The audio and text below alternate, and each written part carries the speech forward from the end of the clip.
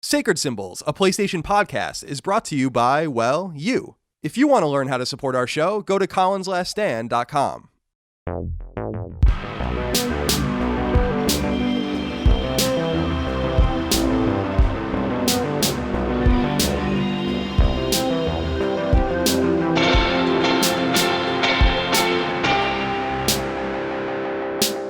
Greetings and salutations. Welcome back to Sacred Symbols, a PlayStation podcast. This is episode 115. My name is Colin Moriarty. I'm joined as always by Xbox Series CRG Chris Raygun. Chris, how are you today? I'm doing good. You should see the sky over here, man. It's crazy. I've been seeing some pictures. It looks like hell, basically. Yeah, in San Francisco, it looks like hell, like in Northern California. But here in LA, it's just kind of orange. So it looks like all of the Breaking Bad flashback sequences from like Mexico. Sure. It's kind of wild. Sure. Yeah, it's funny you say that too, because we got I don't think I used this message, but we got a letter from the audience this week about how everything in your life is now wild. And this, I guess, includes the sky in Los Angeles. Yeah. Is now also wild. So that's good to hear. Well, I hope you're staying safe over there. I hope everyone is staying safe where you are, especially if you're dealing with the California stuff and, of course, the hurricanes and the heat and everything else as the planet dies all around us or lives. I mean, the planet is also living when, in some ways. Yeah, when it flexes its fire. It's, of course, raising the ground so that it's ashes to ashes, dust to dust, as it were, Chris. If we're reading the Bible, something will grow anew, but hopefully a meteor or something, an asteroid hits the planet and we don't have to deal with any of that. It won't matter. The whole planet will be on fire. Yeah. If the asteroid or comet is large enough. Yeah, and it'll get really cold.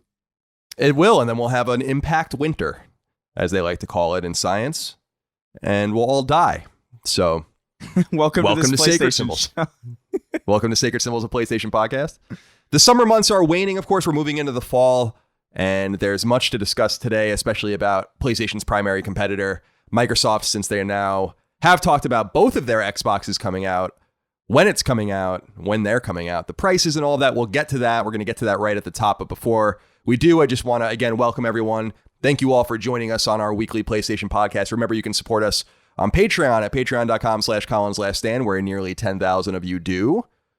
In return, you get early ad-free access to every episode of this show, the ability to submit your questions, comments, concerns, thoughts, and ideas to our show, and of course, access to Sacred Symbols Plus, our weekly supplemental podcast only for patrons. Last week, we did a little bit of a throwback where it was, remember Chris, in February, we did 2 episodes of the show, one about challenging us and our ideas. And then I did a second one just about challenging my ideas, since I've been doing this for so long. There's so many things I've said people take issue with. So I decided to do another one of those episodes because they were so popular. Oh, yeah. Very well received.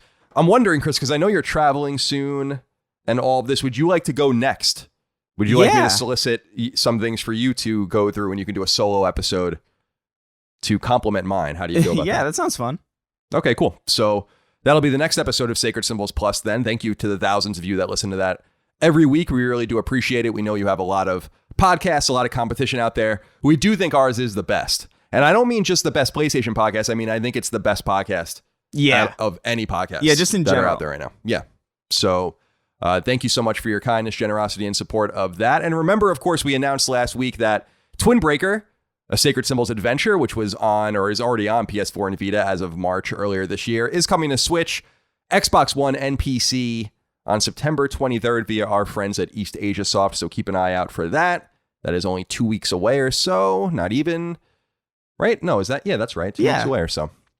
All right, well, let's get right into the news at hand, Chris. I don't even want to fuck around. We'll fuck around in a little while. Yeah. We might as well talk about what's going on with Microsoft. So here is basically what happened. I think everyone is well aware of this, but Xbox Series S and Xbox Series X, the latter of which we already knew about, they're launching November 10th. And interestingly, the S will be $299.99 in the United States, with Series X being $499.99. So basically the same price as Xbox One was when it came out in 2013. There are notable differences between these two consoles, including the different pricing that will happen if you want to go and do the rent-a-center type pricing option, pay for it by month, which can also come with Xbox Game Pass and Xbox Game Pass Ultimate and all of that kind of stuff. So there's a lot going on here, and we're going to get into all of that because I really do actually think the pricing is maybe the most clever aspect of this. But Chris, what do you make of this news of the Xbox Series X and Xbox Series S? Talk to me about what your feelings are. Yeah, so I was a little bit surprised by it. I was always kind of like a bit pessimistic about the pricing of these machines because I had thought in my head that like, oh, it's been so long and they've waited so long to talk about it. It almost felt like they were scared to talk about price because they didn't want to reveal a price that was too expensive too quickly because people would have more time to think it over and kind of mull it over and be like, I don't want to pay $600 for a new machine. But, you know, I think $499 is about as high as they could conceivably go without drawing some criticism. I think $600 would have been obviously too much. But the Series S at $299 for what is in that box is really impressive. I think the rent-a-center type strategy thing that they actually, this isn't the first time that they've done that. I think they did that with the Xbox One X as well. Yeah, and maybe even the Xbox One. I'm not sure, but I don't think it goes that far back, but it could. But they definitely have done it before on iterations since. And I think that's a really clever idea, especially now. I think it's really budget friendly, given how many people's situations are pretty uncertain at the moment.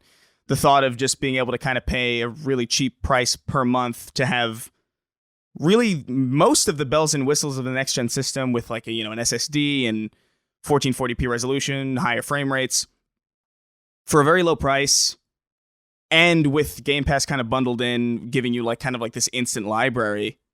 I think it's a really competitive price and a really competitive value for what you're getting for what you pay for. It's kind of insane. Yeah, I totally agree with you. I think that this Xbox Series S, which is the long rumored Lockhart console, we knew that there was going to be some sort of supplemental console. This is what's interesting about this to me.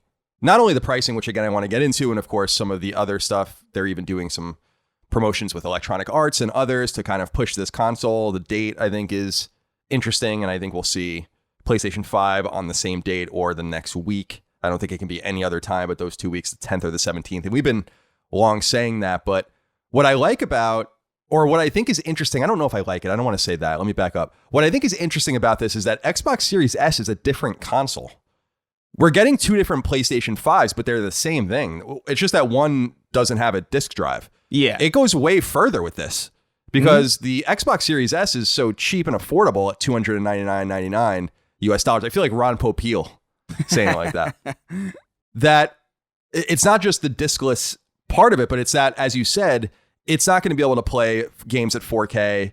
It'll play them at 1440p at the highest. I think it can get to 120 frames at 1440. I could be wrong about that. Yeah, 60 I think would be the baseline nonetheless. What do you think about that? Because they're immediately moving forward with this, I don't know, it's not even modular because you can't really do anything about them. It's just, there's just different tiers of consoles in a way that we've really never seen before. We started seeing tiering in consoles. We started seeing redesigns, obviously, back with Atari 2600, NES, SNES, and all of that. But I really argue that with PlayStation 3 is when we started seeing truly different consoles at launch with different bells and whistles.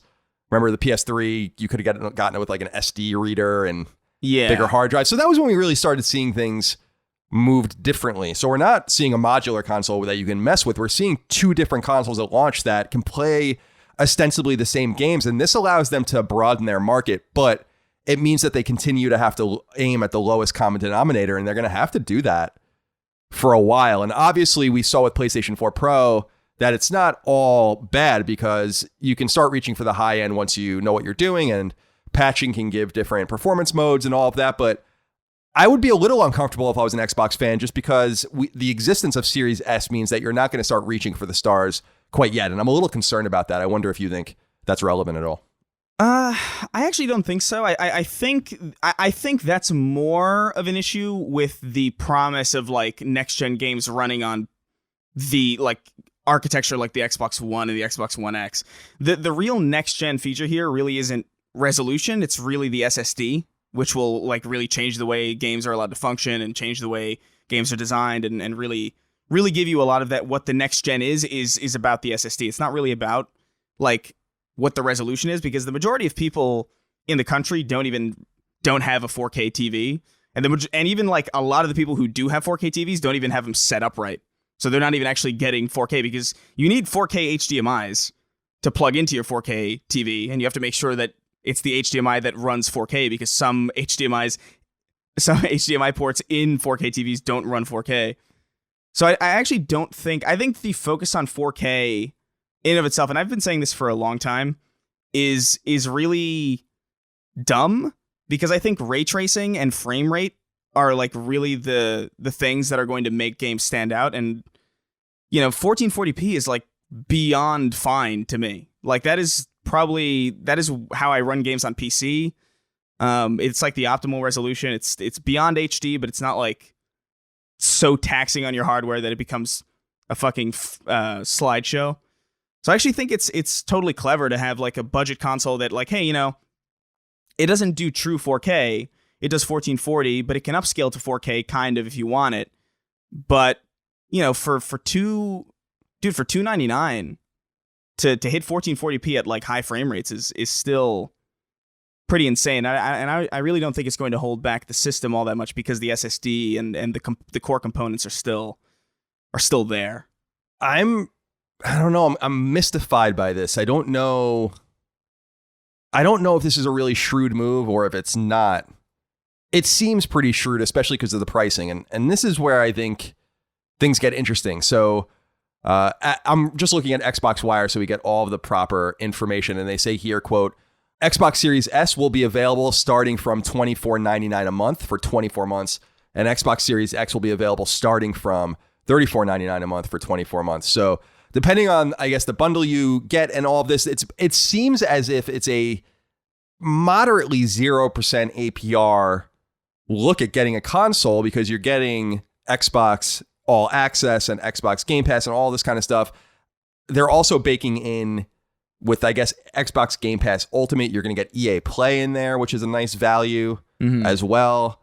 So I'm really most intrigued by the pricing option, and I hope for Sony's sake that they're going to do something similar, because like you said, the economic situation in the United States and around the world right now is not good, and it's unsteady, let's say, and uncertain to say the very least. So dedicating $25 a month if you're living paycheck to paycheck, or you even are unemployed and you just have a little bit of money to spend, that'll at least keep you entertained. It doesn't seem like you're necessarily going to be dedicated to having that buy. You might be able to pass it along or send it back or something like that as well. And as long as you're not worried about inflation and all of that, and you shouldn't be by spending something at 0% APR, spending money at 0% APR, then this is a really affordable way to get in through the front door. And the difference in pricing between Series S and Series X at the monthly payment, I think will convince people to just go to the Series X, because it's only $10 more, or starts at only $10 more a month, but you're getting a much more powerful console. So yeah, no, totally. I'm really into the pricing scheme. Yeah, no, it's. I think it's really smart. I think it gets people in there really cheap, and it gets people who otherwise wouldn't be able to afford hardware into the software ecosystem at a much lower barrier of entry, which is really where the money is for these companies. It's all in the software, it's all in subscription services, and I think getting people hooked on Game Pass is really kind of they're like a drug dealer, Just be like, sure. Hey, you want a taste? And then at a certain point, you're just going to have this huge library, and you're going to be like, oh, well, yeah, why not? It's the same reason that people still pay for Netflix, even though they probably haven't watched something on Netflix in months. Yeah, it's funny you say that, because I was scrolling through Netflix. I just watched that show Away, which I actually really liked. Yeah. And it left something to be desired, but I liked it. And I was just scrolling through Netflix for like a half an hour. I just couldn't find anything I wanted to watch. There's just nothing I wanted to watch on that entire app. It was unbelievable. But there's this, I don't know what you would call this, I guess a comparison chart from Microsoft that has been circulating where they kind of compare the two, Xbox Series X and Xbox Series S. They seem to have similar CPUs, and the GPU situation seems to be much stronger on Xbox Series X. Not a huge surprise there with the flops and all of that. They have the same so-called system on a chip. And then RAM is obviously much more powerful, or there's much more RAM on Xbox Series X as opposed to Xbox Series S. Not a huge problem there. And then performance target as we said, 4K at 60 frames up to 120 frames on Xbox Series X. The target is 1440 at 60 up to 120 on Xbox Series S. Twice as much storage on one opposed to the other, though they both have SSDs, and they can both be expanded with an expansion card, apparently, which is kind of cool. They're both backwards compatible fully, and one has a disk drive, one doesn't. They both have HDMI 2.1, and then obviously the differential in price, which is $200. So really intriguing stuff. I have some questions from the audience that will allow us to explore these issues with the Xbox X or Xbox Series X and Xbox Series S a little bit more. Can't speak today. Nah, it's okay. It's one of those days, honestly. Starting with Ryan Milan, I thought this was an interesting one to start with, a surprising one. He says, "Hey guys, hope all is well. I'm writing in to tell you I'm going to do something I never thought I'd do. I'm abandoning my quest for a PS5 and jumping ship to get a Series S, for this year at least. The price point and the Game Pass features make it too good of a deal to pass up on, and with Cyberpunk 2077 being the only game left this year that I'm super hyped for, then I'm quite comfortable waiting till next year at some point to get a PS5. Miles Morales will no doubt be awesome, and Ratchet and Clank won't be out till probably March. I can wait. The Series S will probably be used as a third-party game machine combined with Game Pass when I eventually do get a PS5, but Xbox has got me with their great price and Game Pass features. Wondering if you think other people might have the same thoughts and jump ship? Anyway, please don't ban me for being a dirty traitor and have a great day." Ryan, you are not banned. I appreciate your candor. Does this surprise you at all, Chris? They have, at least anecdotally, won a PlayStation gamer over with this announcement. Yeah, no, I don't think it surprises me at all. I'm actually in like a group chat. A lot of my friends are PlayStation people, and even they had nothing but nice things to say about this pricing. And it's a convincing price point. $299 for something that is ostensibly next gen, that has an SSD that can go up to 60 frames as a baseline and 1440p. That's a really enticing offer, even for somebody who's not even interested. You know, it's almost like just so cheap that it just makes sense to just buy. It's right at that sweet spot. And also, like, when you consider, I just think Game Pass the value of Game Pass is so objectively insane that I think it's just inherently alluring. It's just, there's so much shit there.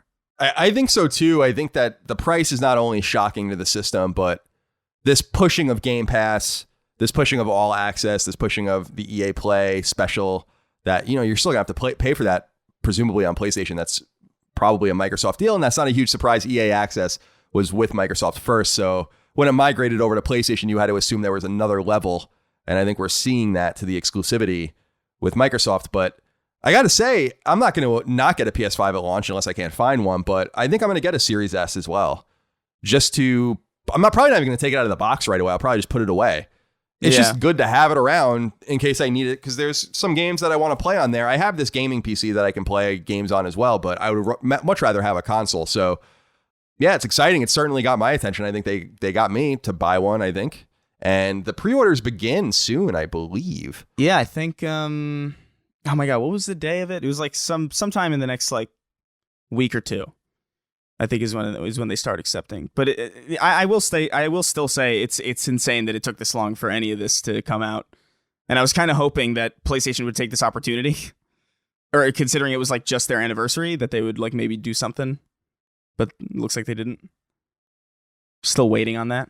Yeah, we're gonna be waiting. I mean, I do want to say it's got to be imminent at this point, and we will do our episode as like the next episode 116 as soon as we can.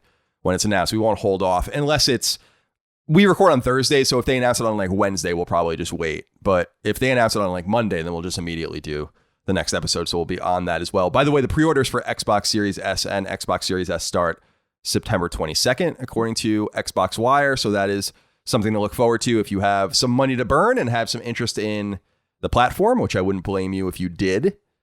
Ethan Fitzgerald wrote into us on Patreon and said, "Hey guys, the Xbox price has been revealed and there has been an understandable buzz surrounding it. However, I haven't seen much discussion about one particular aspect. The price was leaked by mistake and then confirmed by Microsoft. Assuming both leaked prices are correct, and they are, because you wrote in a while ago, Ethan, this is such an odd way of announcing a console price, and I think it's just being lost on people. There was no press conference, no sizzle reel, and no hyped up trailers, just a tweet confirming the leak to be true when Microsoft could have just decided not to comment at all on the leak and announce it on their own terms. The entire thing seems incredibly haphazard to me. Do you find this as bizarre as I do, or am I just getting hung up on something that is ultimately meaningless? Well, I think the interesting thing about this, Chris, is who was leaking this and where it was coming from. So there was this one guy that I guess is like a Microsoft YouTuber that had the information, but the information was then confirmed by Windows Gaming Central, which is a pretty big PC and Xbox gaming website. Yeah. And so it's clear that this information was public knowledge, and I knew a lot of things, for instance, about PS4 before it was announced and didn't say anything because I didn't want to ruin my relationships, obviously, with Sony. But the basic, I had a relationship with Sony at that time, but the basic thing is that once something leaks by someone, then everyone can kind of say something. It's kind of an understanding. And so once that information got out there, the image of the device leaked, the date, the pricing schemes, like everything leaked, I think it would have been weird for them not to have said anything about it. Yeah. And Neo JD actually wrote in about this and said, I know you guys will be talking about the Series S info, but I would like to highlight how well Xbox handled the leak. Some say they leaked it themselves, but judging by the timing of their replies to it late at night with not a lot of coverage, it looks to me they sounded the siren and tried to save face, and it worked out pretty well. The meme they used was hilarious, and then a few hours later, they just flat out confirmed the S. In this COVID environment, I was impressed by how fast they moved. I'm more with Neo JD than Ethan on this. I actually think that the leak was unfortunate, but I think that they did a nice job by playing into it. I'm curious what you thought about everything going on that night, because I think it wouldn't have been wise to just wait for their ducks to be in a row when there's like artificial excitement now about their console, and so they played into it. I think it was very wise. Yeah, no, I think it was a good way to handle something that was ultimately not super preferable. I thought the tweet that they tweeted was pretty amusing, and I think they probably were helped more than hurt by the fact that it leaked this way. I think it got people talking. It got people like kind of intrigued. It was like, oh, is this real? It looks real, but is it? And, the teaser images that were revealed looked pretty legit to me, which is kind of how I knew it's like, oh, that's definitely real. But, people have faked things before, so there was enough speculation in the air that it was just kind of fun to see what people were talking about. And I thought it was a little weird to kind of announce it like super late at night, I guess. But I mean, it's really only late at night for me, I guess. The world's pretty big. Yeah, and also I don't know. I like that it seemed like they moved quickly.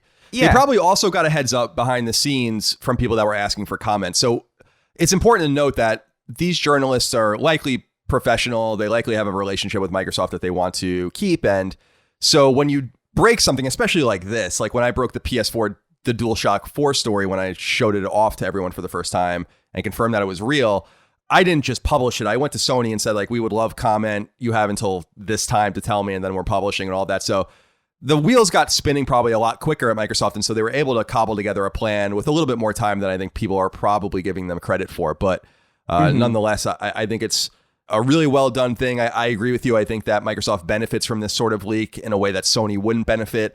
However, I don't want to underestimate how beneficial this is to Sony. And I don't want to say that just because this is a PlayStation podcast, or we're pro PlayStation. We're really not pro anything on this podcast, as you guys know. We're just PlayStation gamers. We love playing games on PlayStation. But I think this benefits Sony as well, because the date and the price are out now, and now they really can sit there in Tokyo and in San Mateo and say, like, what do we want to charge for this thing?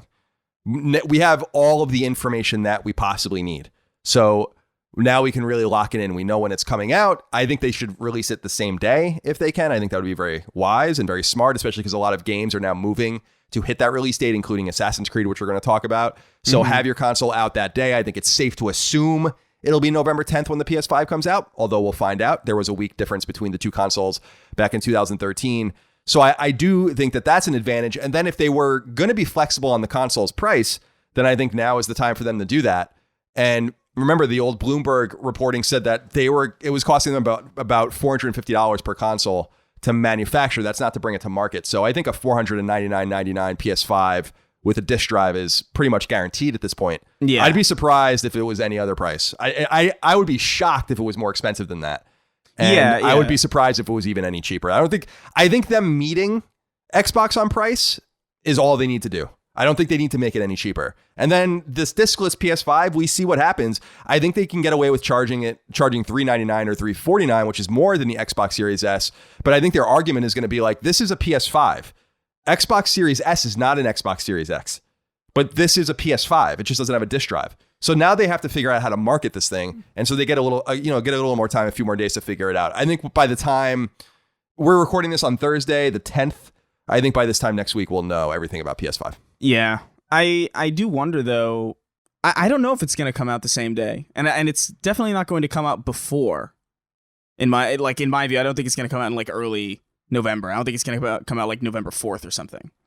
But if they plan on putting it out on the same day, and they've technically gone longer without talking about the release date than Microsoft has, despite the fact that there's such a small window of time, that tells me that it's probably like maybe a week later.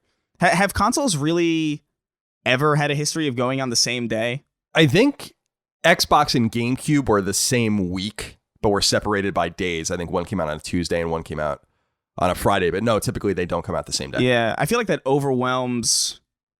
I feel like there's like some like maybe there's no rule, but it feels like a rule almost. You know what I mean? Or like maybe etiquette that you don't go on the same day, just to like not overwhelm retailers or something. I really don't know. But it feels it's an interesting thing. I wonder if there is some etiquette there. That is an interesting point. Yeah, because you don't want people. You don't want people trampling over each other to get different machines and like. I don't know. It seems like a weird thing, but I actually don't think they're going to come out on the same day. I think PlayStation's probably going to go a little bit later because I think they know that they kind of have the upper hand, or at least maybe they feel like they have the upper hand, so they can probably afford to wait. They have a machine that has a little bit more pizzazz, I think, than the Xbox does. My expectation, just based on how pricing works, is you're going to see a $499 PS5 with a disk drive, and you're probably going to see $449 or at lowest $399. I don't think they can go $349. I don't think that's possible. And I think that's a fine deal because I think that, I don't know, they have to make the argument. They have to convincingly make the argument like this is not compromised console, which Xbox Series S is. It is a compromised console. Yeah, maybe the PS5 diskless one is different in some way, but they didn't aim it like that. It doesn't look any different except for the missing disk drive. So like we see the form factors of these other consoles; they're very different. Yeah. So I think they're going to be the same machine, and they just have to be able to market it that way. Just to be clear for everyone, I was right. The original Xbox came out November 15th, 2001 for $300. Yeah, and then GameCube came out November 18th, 2001. For $200, which I remember very well because that was so affordable. And that just goes to show you that pricing for video game consoles is so reasonable right now. Especially if you have a $500 ceiling. I mean, the original Xbox was $300. You can buy an Xbox Series S with inflated money 20 years later. That's like exponentially more powerful for $300. It's not too bad. I mean, it's not too shabby. With an integrated library like in the machine, pretty much. Right, exactly. Insane. So it's fascinating stuff. I'm really interested to see how this all evolves. It's very exciting. Now we're really moving. Yeah. Now we're really going. So finally. Yeah, exactly. So PlayStation's got to be on the clock soon. We'll see who's right about the pricing. We'll see about the release dates. It's worth noting, and I think this is interesting because I'm just looking at the calendar. November 10th is a Tuesday. We know that games have moved or are coming out that day, including Assassin's Creed, which we'll talk about later. Sony could go November 6th, which is a Friday, or November 13th, which is a Friday. That would be the difference between GameCube and Xbox if one went on the 10th and one went on the 13th. They could go the next week, the 17th, and then the 20th is getting almost too close to Black Friday. So I would assume the 6th, the 10th, or the 13th in there, but it would probably be the 10th or the 13th because you would assume that they also want Assassin's Creed at launch. It would be weird to say like our console's coming out on a Friday and then on Tuesday a bunch of games are going to come out. Yeah. You want to be ready to go. Yeah, it's not going to be before the 10th, and I just feel like it's not going to be the same day. I would bet the 13th. I think that's like a safe bet, nice. Or maybe like I doubt they would wait a full week later, but maybe the 16th or the 17th. I would bet on the 13th just because they want to get in there. But if it's before, that means that they're waiting like a particularly long time. You know, they're giving players like a really short window of time. Yeah, you would have to assume that at that point they're just trying to manufacture as many of these things as possible to sell them, because it's clear that there's going to be a shortage of these consoles for sure. I don't know if there's going to be a shortage of Xbox. It seems like with these prices, there might be a shortage of both. So we will find out. We have one more thing that I wanted to ask you before we move on, though. Ben Sender wrote into us on Patreon. He says, Is the Xbox Series S going to be a great second console for people just like the Switch? People are going to buy PS5 for the first party, and then Xbox's content giving you the Series S as Xbox's content giving you the Series S as your secondary console and Game Pass machine. Would you consider that an everybody wins scenario? So that's kind of how it's going for me, Chris. I wonder if you feel like it's going to go that way for a lot of people, or if perhaps Xbox Series S will be the interstitial console, like our reader or our listener Ryan said earlier, or if it will just be kind of enough for some people to play it on just Xbox. I don't know. I think it definitely does fit that role of like a machine that you kind of might as well have just because of the value kind of intrinsic within it and the value intrinsic with Game Pass. I think it's going to. I never really foresaw the new Xbox, specifically the Series X, selling all that well. Even honestly, the PS5, given the current climate, but. I never thought once that the Series X was going to do really all that well compared to the PS5, but I genuinely think the Series S is probably going to fly off shelves just at the price point alone. I think it's going to sell more than people expect it to. Yeah, I mean, I'm pretty bullish about it myself. So that's like Wii area prices. Like it's a great price. It's insane.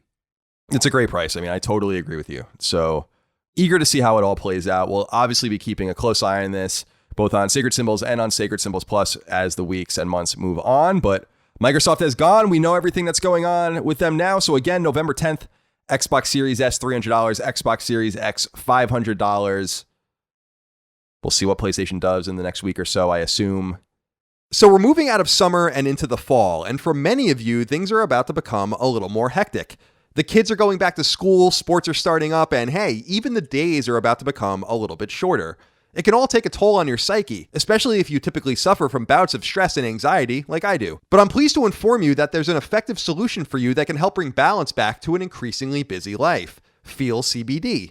CBD stands for cannabidiol, the legal and effective extract of the marijuana plant that doesn't get you high like THC does, but instead helps peel away layers of anxiety and stress. It can even help with bodily aches and pains. When you order Feels, it gets shipped discreetly to your house and comes in a small vial. All you do is take a few drops of the tincture and place it under your tongue, and a few minutes later, you should start to feel relief. What makes Feels CBD so remarkable is that it really does work repeatedly and predictably, and it doesn't leave you hungover. In fact, it can help you get an awesome night's sleep and wake up refreshed and ready to take on the day. Of course, if you're new to CBD and are feeling overwhelmed, that's okay. Feels has real human support that can help guide you to the right product for you. And since I'm confident Feels CBD will work for you like it does for me, you can even sign up for a membership that will get you the product each and every month without you having to lift a finger. And you can pause or cancel that membership anytime. It's easy for me to recommend Feels because I've used it so many times and it really has helped ease my anxiety, stress, and restlessness when I needed it most. I'm confident it will do the same for you. To try Feels for yourself, become a member, get 50% off your first order, and secure free shipping by going to feels.com/symbols. That's feals.com/SYMBOLS. Whether you're stressed, anxious, suffering from insomnia, or riddled with bodily aches and pains, give Feels CBD a try and see what it can do for you. Again, become a member at feals.com/symbols, where you can get 50% off your first order with free shipping. CBD is the real deal, my friends, and Feels truly delivers. Let's get into a couple of weird things before we move on to what we're playing. We didn't open with this because of the seriousness of the news this week, but we like to joke around on the show, as you guys know, and spend some time. We won't spend too much time on it this week. A lot of you guys wanted to write in about pizza this week. A lot of you wanted to write in about ranch dressing. A lot of incensed people about ranch dressing. You know what I saw? Saw on to Twitter just moments before I joined this call? People apparently put peanut butter on their burgers.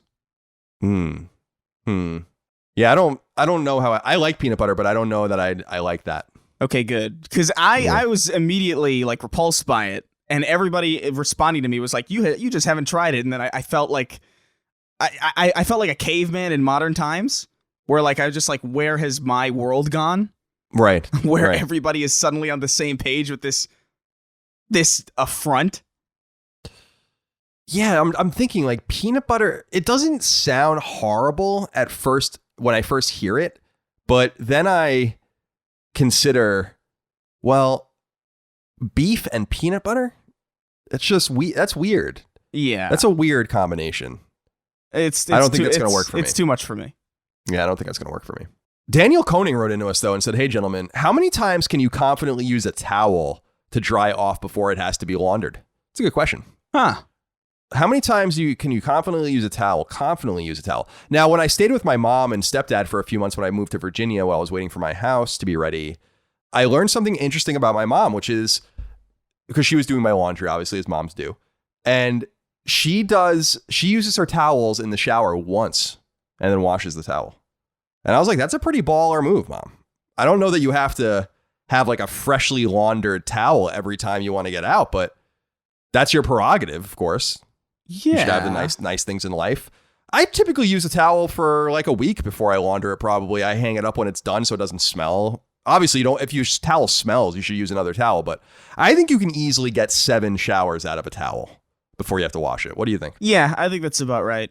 I typically like alternate between them. Like I have a bunch of towels that I just sort of like alternate on a cycle. And then like typically like I'll try and get as much use out of a towel as I possibly can. Because in my mind, it's just I've just come out of a room that's purpose is to clean me. You know, it's not like a towel is like filthy after I've used it. It's probably the cleanest bit of cloth in my apartment. You know what I mean? Sure. So it's really just like the stale water and just sort of like just that kind of thing. So I think the second I start noticing that there's even like the slightest hint of a smell, and you know how you can kind of tell when like it might start getting there. I think that's typically when I'll throw it in the wash, but that could be anywhere from like 7 to 10 to 11 showers, you know?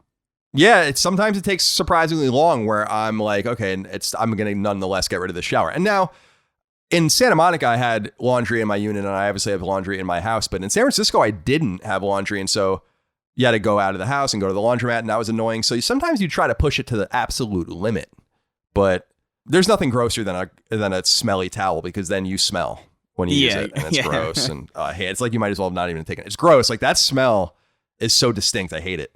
I hate that smell. So Daniel, thank you for writing in with your thoughtful question. Josh Branham wrote in, or Branham, said, Colin, I've always wondered but never asked, why the fuck don't you have your license? At your ripe age of 37, I'm not 37, Josh. It boggles my mind, especially now that you live in Virginia, how and why. It's interesting. I wasn't going to bring this up this week, Chris, but 2 different people wrote about this week, which I thought was weird. I don't know why. Did you mention this recently? Maybe I must have, because otherwise that's just a cosmic coincidence. So I wanted to bring it up this week. First of all, Josh, I'm 35. I'm not 37. So stop making me older than I am. Damn, he really sped you up. I know. I don't like that. I don't like when you make me older than I am. I already feel older than I am. You don't have to make me older than I am as well. Compounding my issue a great deal. So I went to college when I was 17 in Boston, and then I moved to San Francisco when I was 22, and then I moved to Santa Monica, which is a very walkable city, when I was 32 or 33. I just never needed a car, so I never got a license. I actually had a junior's license, and I owned a truck when I was in high school that really never got used. So, and then I ended up selling it for $500 when I was in college, so I could use the money to buy pot. So, I just never got a license. And this is kind of a perfect time to not have a license. Even though I live in like the middle of suburbia, I can get anything I want delivered. Anything. Yeah. So what is the point? I'd argue that it would be more expensive and more annoying for me to own a car than to just do what I do, which is to like get my groceries delivered. I get, delivery food delivered, obviously Amazon, all of that kind of stuff. And then when I need to go somewhere, I take Uber. Although I haven't been using Uber since the COVID thing began, but I'll start using Uber again soon. So I don't put anyone out by not having a license. It's not like I'm like asking people for rides places. I don't go anywhere. Yeah, I don't need to go anywhere. And when I do need to go somewhere, I just call an Uber. I've always been self-sufficient. It is different that I don't live in an urban environment anymore, so it's it's more unusual for me not to have a car like in my driveway in my house, which I don't. But that's how I survive, and I just don't want to get a license. It's also worth noting that I'm kind of scared of driving. I hate it. Oh, really? I haven't driven a car on a road since 2008 probably, and I haven't driven in a car. Like I drove around a parking lot a few times in like 2013 or 2014. That was the last time I even drove. I didn't know that. Yeah, I'm with you in the sense that, like, yeah, it's probably more annoying to own a car because a car is like a kind of a commitment. It's like an expensive thing. Insurance is kind of high. You know, you've got to like make sure it's doing okay. It's like a pet, really. You know, you got to make sure it's like oil is changed, the tire pressure is good, so you don't careen off into a ravine. It's a bit of a stressful bit of machinery. I'm actually getting a car soon. Specifically because a friend of ours is moving to New York, and he doesn't want to take his car, and he's got like, I think $2,000 left on it. So it's like, oh yeah, I'll take a Toyota Corolla modern model for like $2,000. I'll do that. Because that's like at least at the very least that takes like a large part of like the expense tedium away. So I just have to worry about like, that's a very affordable price. Yeah, that's insane for a car for like a 2018. That's not bad at all. Yeah, it's very affordable. So that's the only reason that I'm jumping into a car is because it's just so mind-bogglingly affordable. If I had to buy like a car from scratch, it's the reason why I don't have a car now. You know, it's because it took so long to find a deal like this. Yeah, well, you waited and look at the deal you found. Patience is a virtue. That's what they say.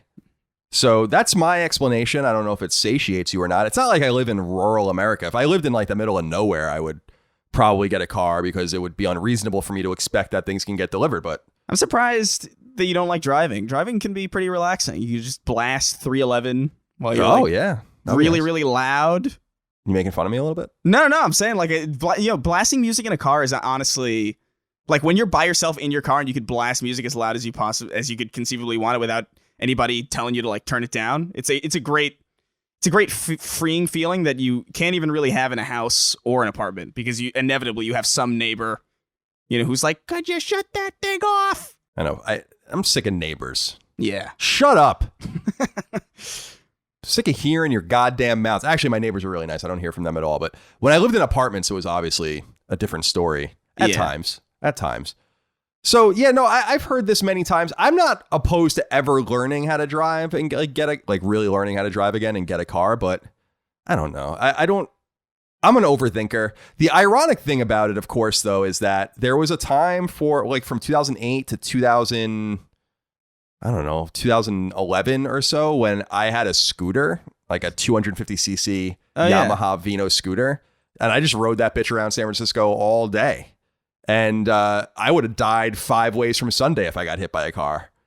And I didn't seem to care about that. Yeah, that's interesting to me because you're definitely way more likely to get completely destroyed on one of those.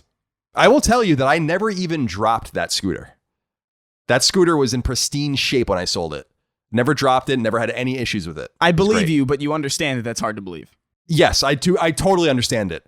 I almost ate shit on that scooter a couple times and I never dropped it. It's an unbelievable thing, but it's true. You're the only person I know that has driven one of those vehicles who hasn't at one point either once or several times ended up in like some hilariously ridiculous accident. I remember very clearly when I was driving on Geneva Boulevard in San Francisco and near Cow Palace where the Sharks used to play back in the day. And I was just not paying. I don't know what I was doing, but I looked to my side and then I looked ahead of me and there was this like van just stopped in front of me and I just jammed on the brakes. And there was this big tire track where I did it for like months on the street where I would remember where this thing happened to me. But I didn't even drop it then. It was unbelievable. I would say it if I did. I don't know how that's possible. I don't know how it's possible. Yeah, no, it'd be a weird thing to lie about, which is why I believe you. But it's also like that's impressive. Maybe I'm setting the stage for weirder lies yet. We'll find out. All right. So, Chris, let's get into what we're playing this week. You and I are both playing Tony Hawk Pro Skater 1 and 2. Yeah. Talk to me about it. Dude, I really like it. I'm really bad at it. And I guess when I was a kid, like, because I have a lot of fond memories of Tony Hawk's Pro Skater 2 specifically. That's the one that I played like a ton of. And I wasn't even like into skate culture at all. I had no interest in learning how to skateboard. I had no interest in Tony Hawk. I didn't even know who he was. It was kind of like Madden at the time for me. It's like, I don't know who the hell John Madden is when I'm like a 7-year-old who's not interested in football. But, you know, something about those games are just really satisfying. The combo chaining and just like the sense of movement and the sense of freedom and even just the sense of like arcadey fun that's present in those games is really satisfying. But I guess when I was a kid, I was just bad at it. and I liked it anyway. And it's kind of the same thing here, where I'm just really bad at it. I struggle with meeting a lot of the basic, like there's a lot of challenges in like the tour mode where you have to like meet a certain number of challenges to unlock different skate parks, and I'm like, I am sweating up a storm just trying to unlock a single one of these sometimes. And it's super hard. I'm really bad at it, but it's really fun. It controls really well. It's snappy. It's definitely like an archaic type game. It's definitely got like an older feel, but it doesn't feel like hampered by it. The soundtrack is great. I found like several new songs to add to like Spotify playlists, which is exactly the same way that it's exactly the same function that Tony Hawk Pro Skater 2 used to function for me, where it would just introduce me to all this new music, and it's doing the same thing again. I think that's really cool. They added some of the more quality of life changes from the, I think, 3 and 4, like bouncing off walls and like reverts and stuff. And it's a really surprisingly good remake. I wasn't anticipating.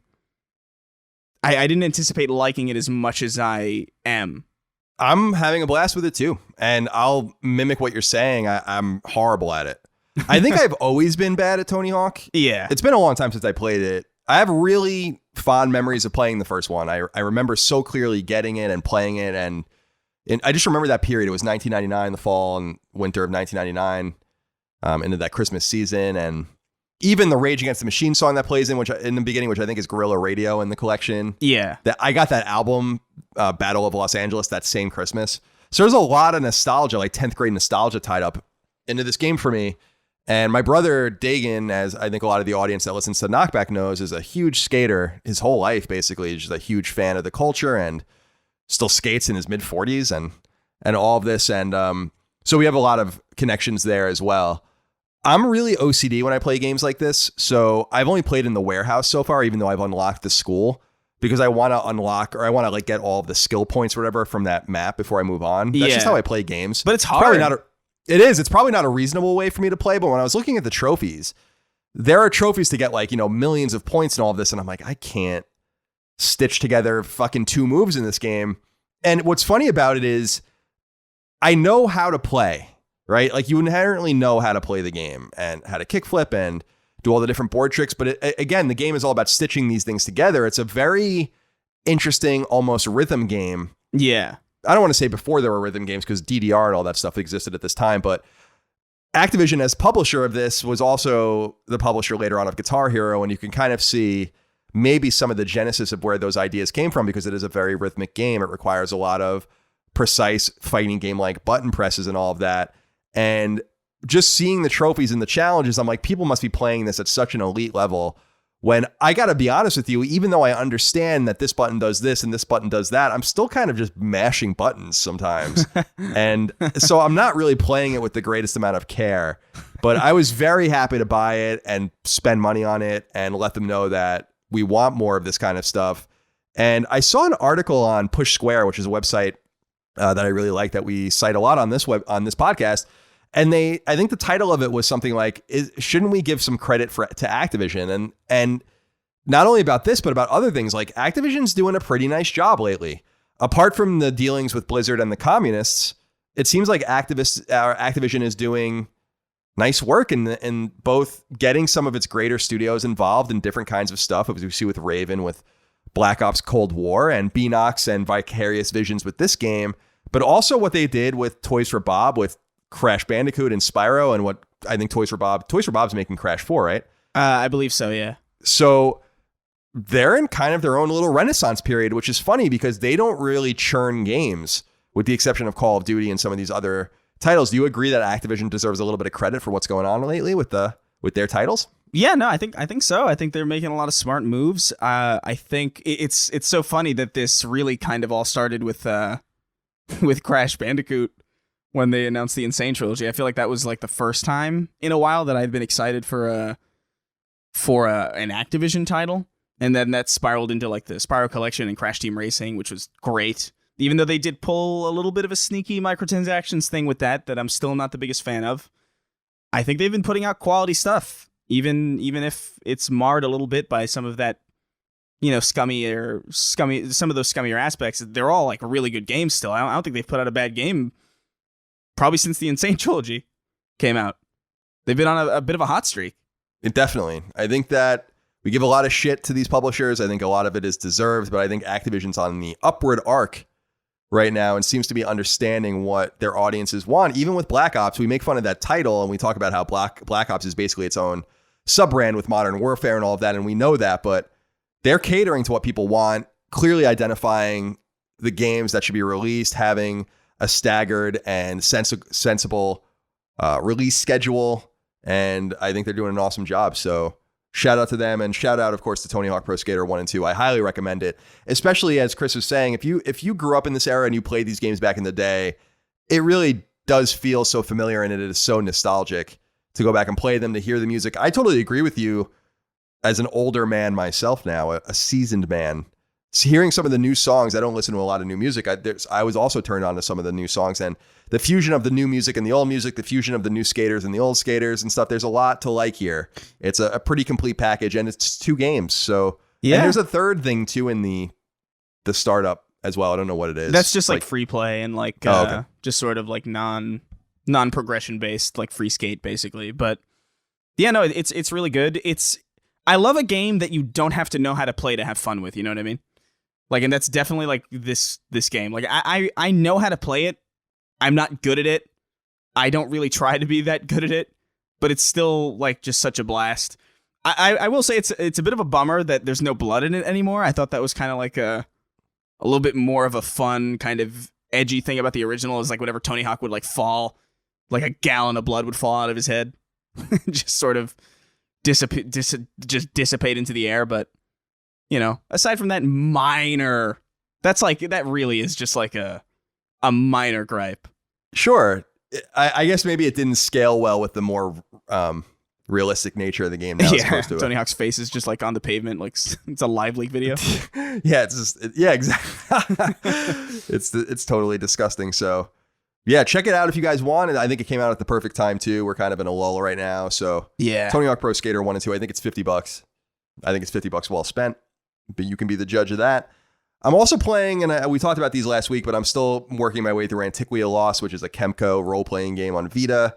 And I'm still messing around a little bit with Mega Man 11 on PS4 as I slowly work. I'm just trying to slowly beat the game on hard so I can get that trophy. And then I've been playing Habroxia 2, which is the sequel to the game Habroxia that came out a couple of years ago. I'm writing this particular game. It's a space arcade shooter. It's not out yet. We haven't announced the release date. I got a PlayStation 4 dev kit. Officially have a dev kit connected to the PlayStation software. It's actually really weird having the PlayStation like dev software on my computer. I'm not even sure if I'm allowed to say what it's called. Yeah, but I probably can. But I'm not. I don't know like what Lily Mo and what Barry signed on my behalf or whatever to get. Yeah, it's just basic etiquette.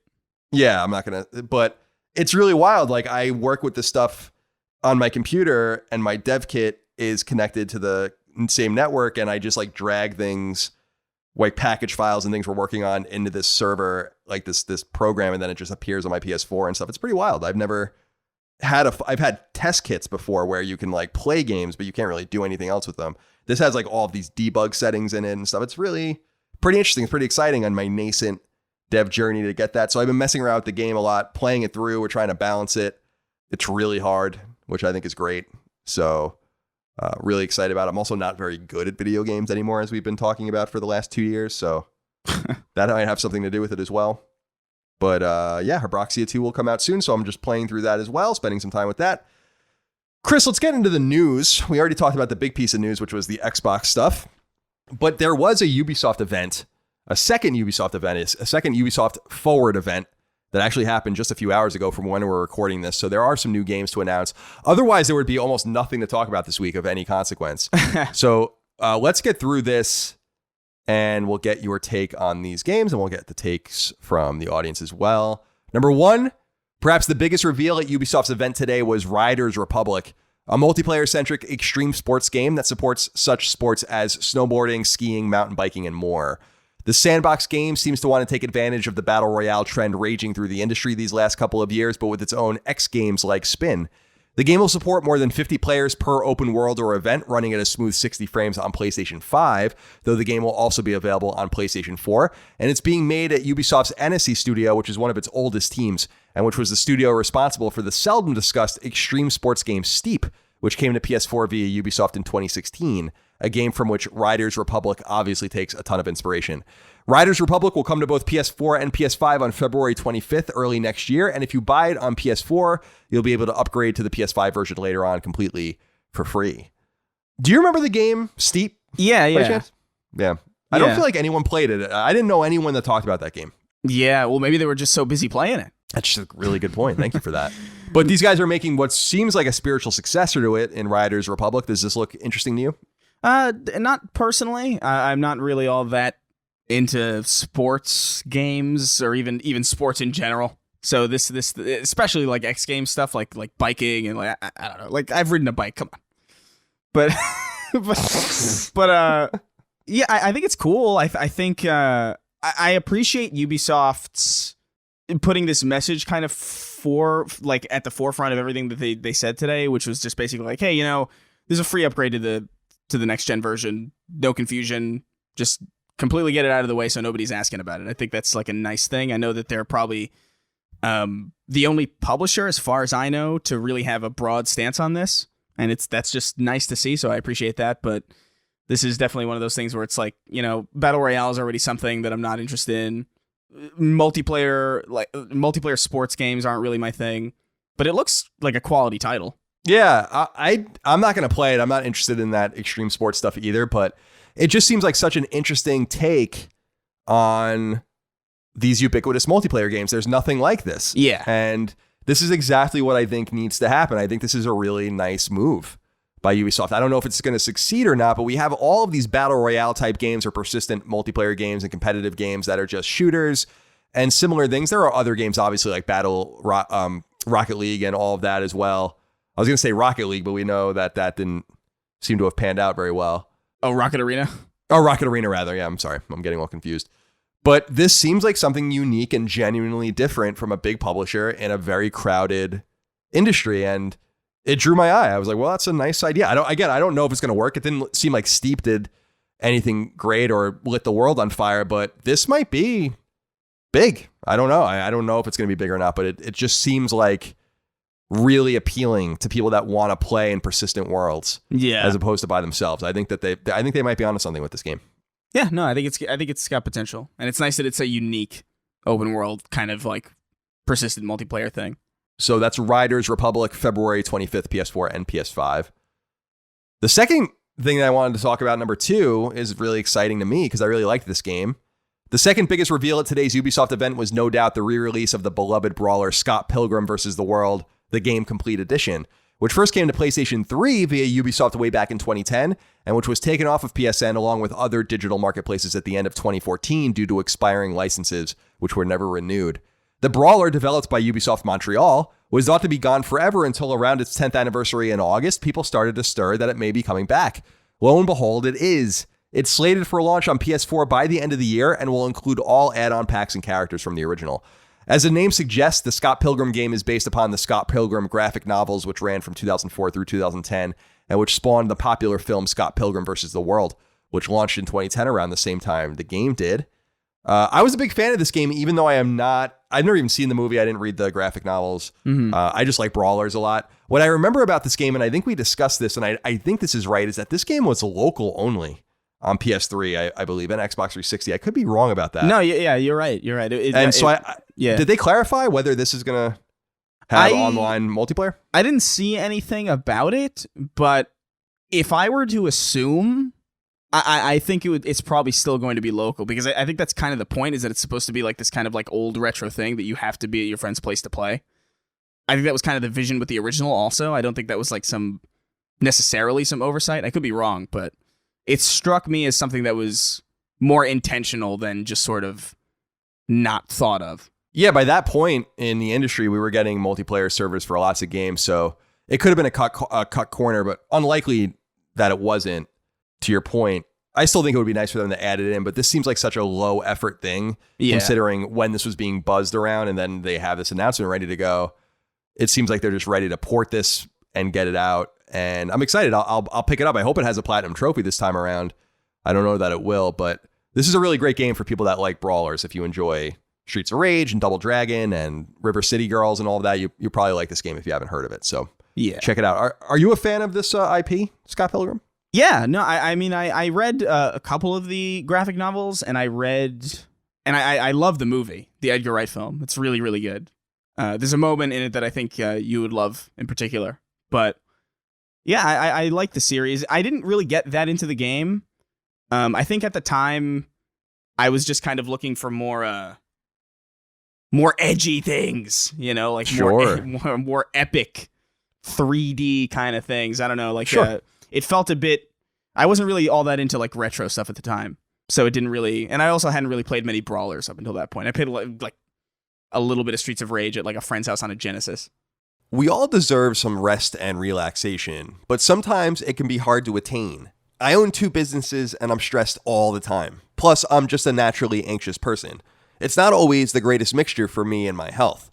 But I've found that there are certain things I can do to help me shed my stress and anxiety and find good rest too. And one of those things is taking Feels CBD. Feels CBD is a liquid, and all you do is take a dropper, place a smattering of drops under your tongue, and voila. Feels CBD is a natural and healthy way to give yourself a little help when you're feeling nervous, uneasy, or restless. And I speak from experience. I'm a paying customer and it works for me. CBD, or cannabidiol, is an extract from the marijuana plant, but using it won't make you stoned. That's THC, and THC is great too, but CBD is a way to make yourself feel better without getting you high.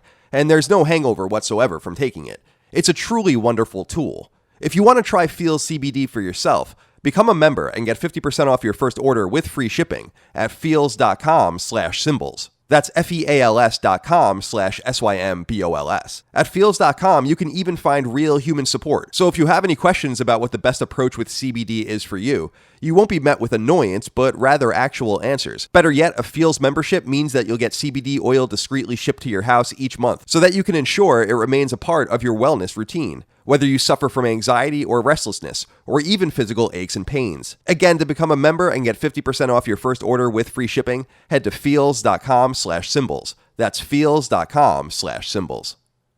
All right, let's move on here to the next one then. We already talked about this last week, but we have some more information on it. Number 3.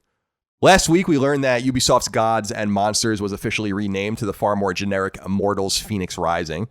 And at the recent Ubisoft event, we got another look at the game. The open-world action RPG fuses a cartoony look with ancient human lore and is coming out much sooner than you might think. It'll launch on both PlayStation 4 and PlayStation 5 on December 3rd, later this year. What are you thinking about this one? It looks so. This one kind of confused me because it looked to me like, oh, this looks kind of like Breath of the Wild almost, right? Where like it's like, oh, hey, here's this like big kind of open world, and there's like, combat and monsters that you take down. But I didn't see anything.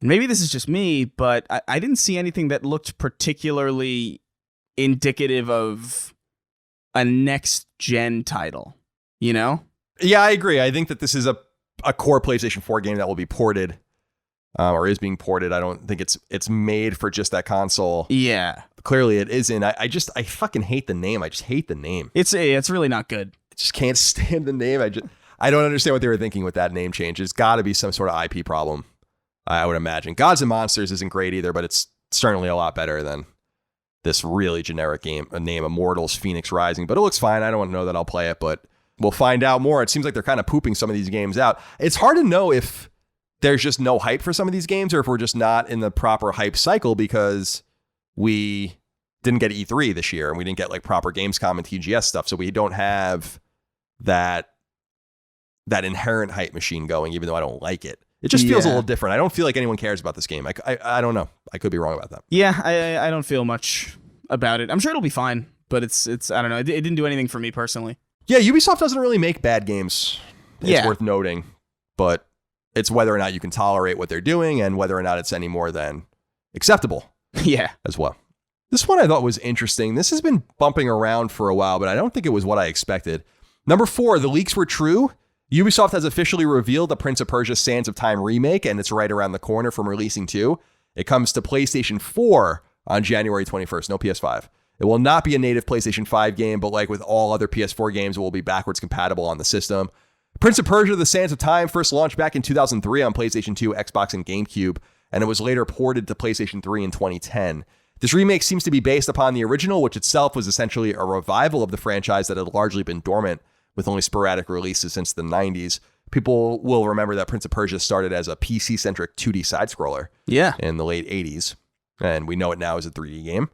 Jeff Hughes wrote in and said, "Hey, CNC Podcast Factory, I know I'm one of the 5 people who want Prince of Persia to come back as a series. I'm also one of the 5 people who wanted Mirror's Edge to come back. But I'm seriously struggling between voting with my wallet and paying $40 for just one game in a trilogy that should have been remastered, Spyro style.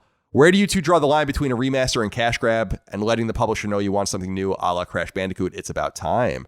Please, Chris, will this into existence for me."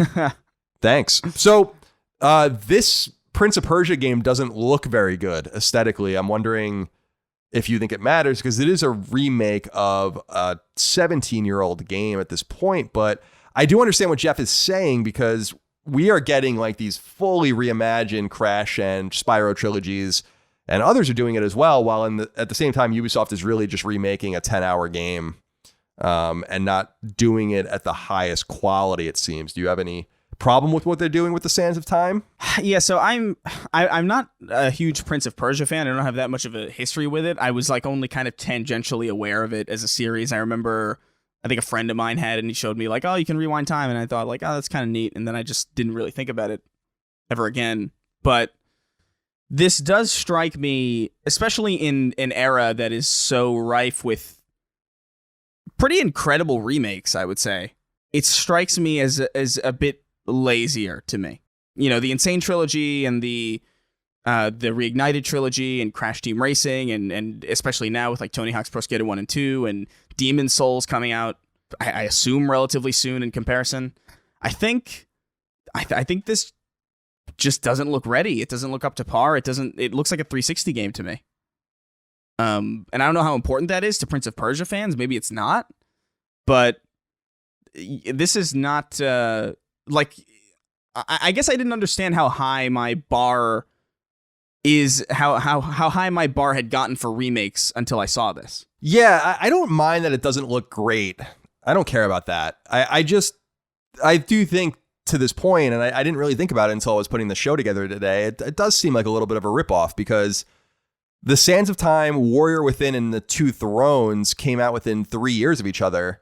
It was a full trilogy to his point, and you do have to wonder why we're only getting one. And I think the answer is because they're going to roll these out individually as $40 games and make $120 on them, or maybe a little less. Maybe they'll when the third game comes out, they'll put them all together at that point. But it does seem like a little bit weird. This is being made by Ubisoft's Indian studio too, and they're not that experienced. So this might just be their attempt to take on one thing at a time. But I don't see the rush in getting this out. If it would have taken a couple more years to just put them all together, maybe put a little bit more polish on them. And then to the point of the letter, then we can gauge, and Ubisoft can gauge whether we really want more of this or not.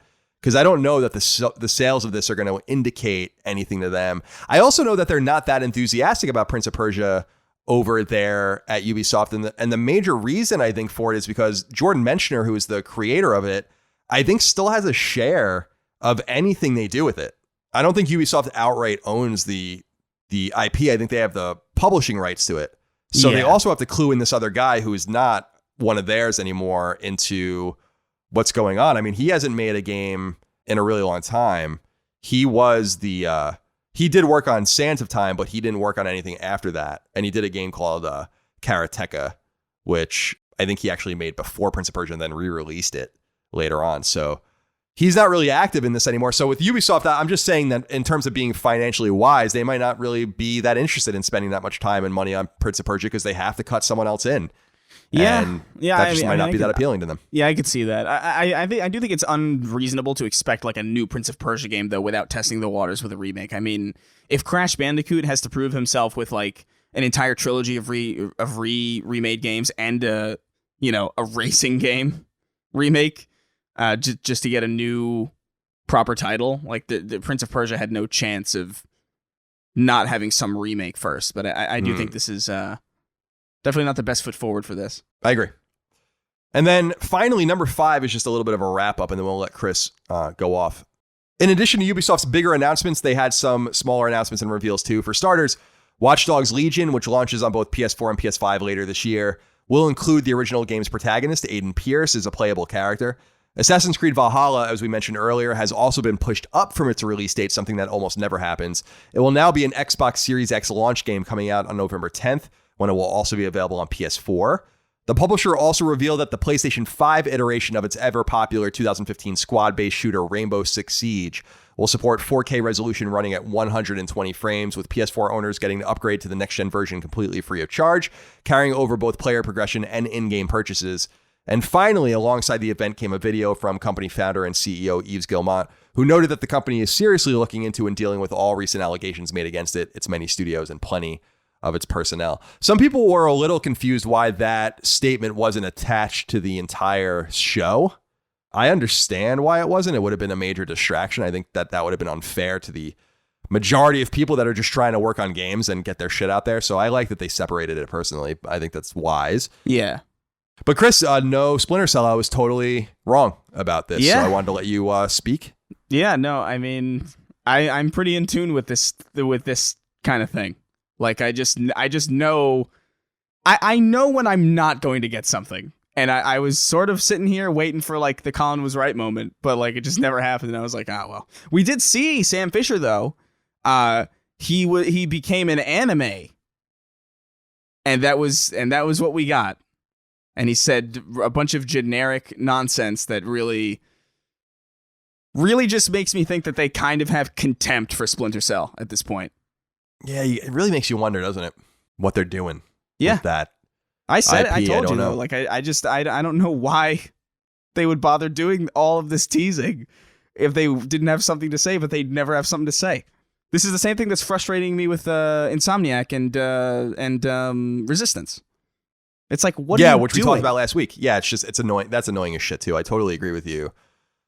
Well, maybe Sam Fisher will be a new assassin in Assassin's Creed Valhalla. Yeah, he'll get time traveled back to Ezio's time, and he'll have to kill Ezio. And it'll be terrible. All right, well, that's all the Ubisoft announcements. There are a few other things to talk about here as well.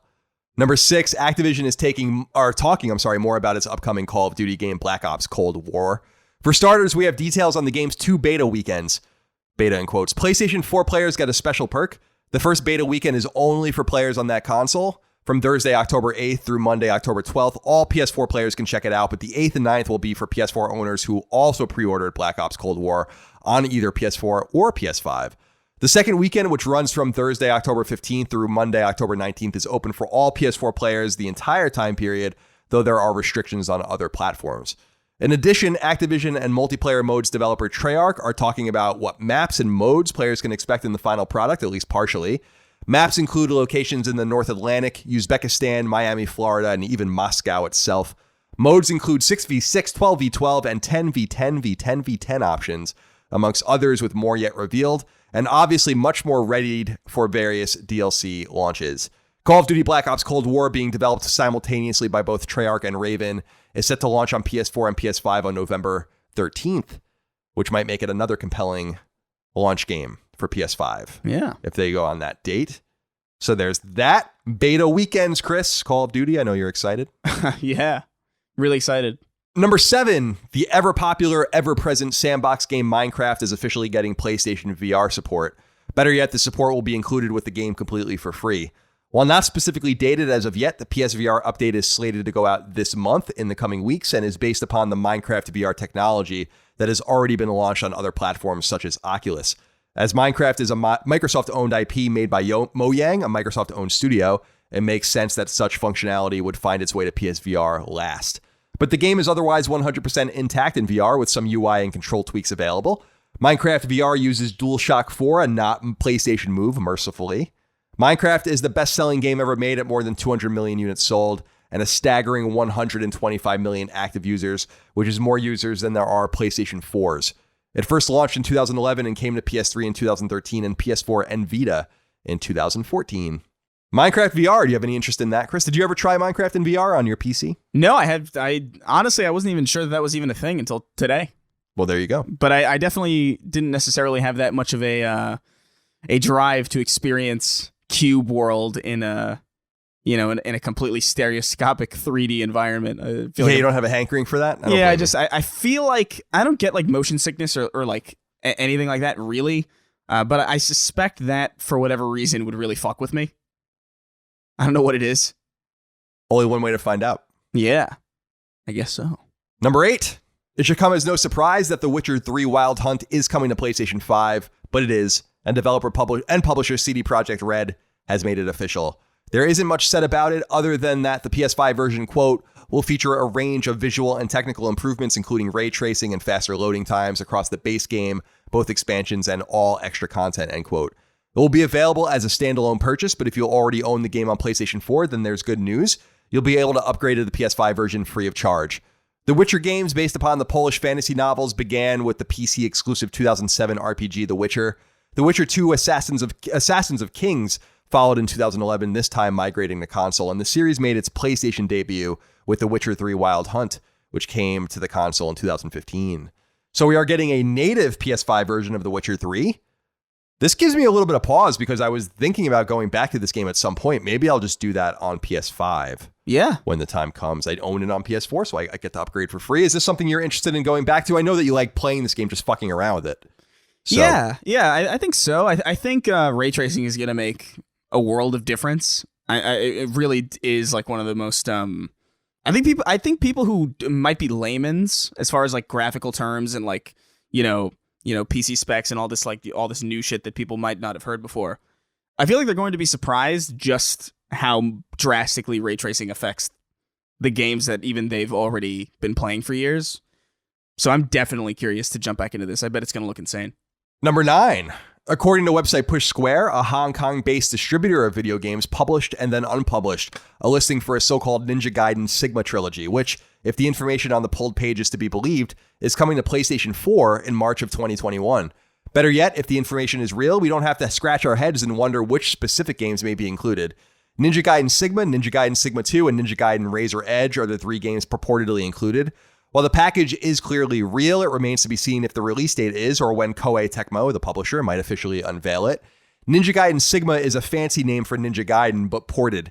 When Team Ninja reimagined the franchise beginning with 2004's Xbox Ninja Gaiden, it wasn't ported to PlayStation until it came to both PS3 and Vita in the form of Ninja Gaiden Sigma, launched on PS3 in 2007 and Vita in 2012.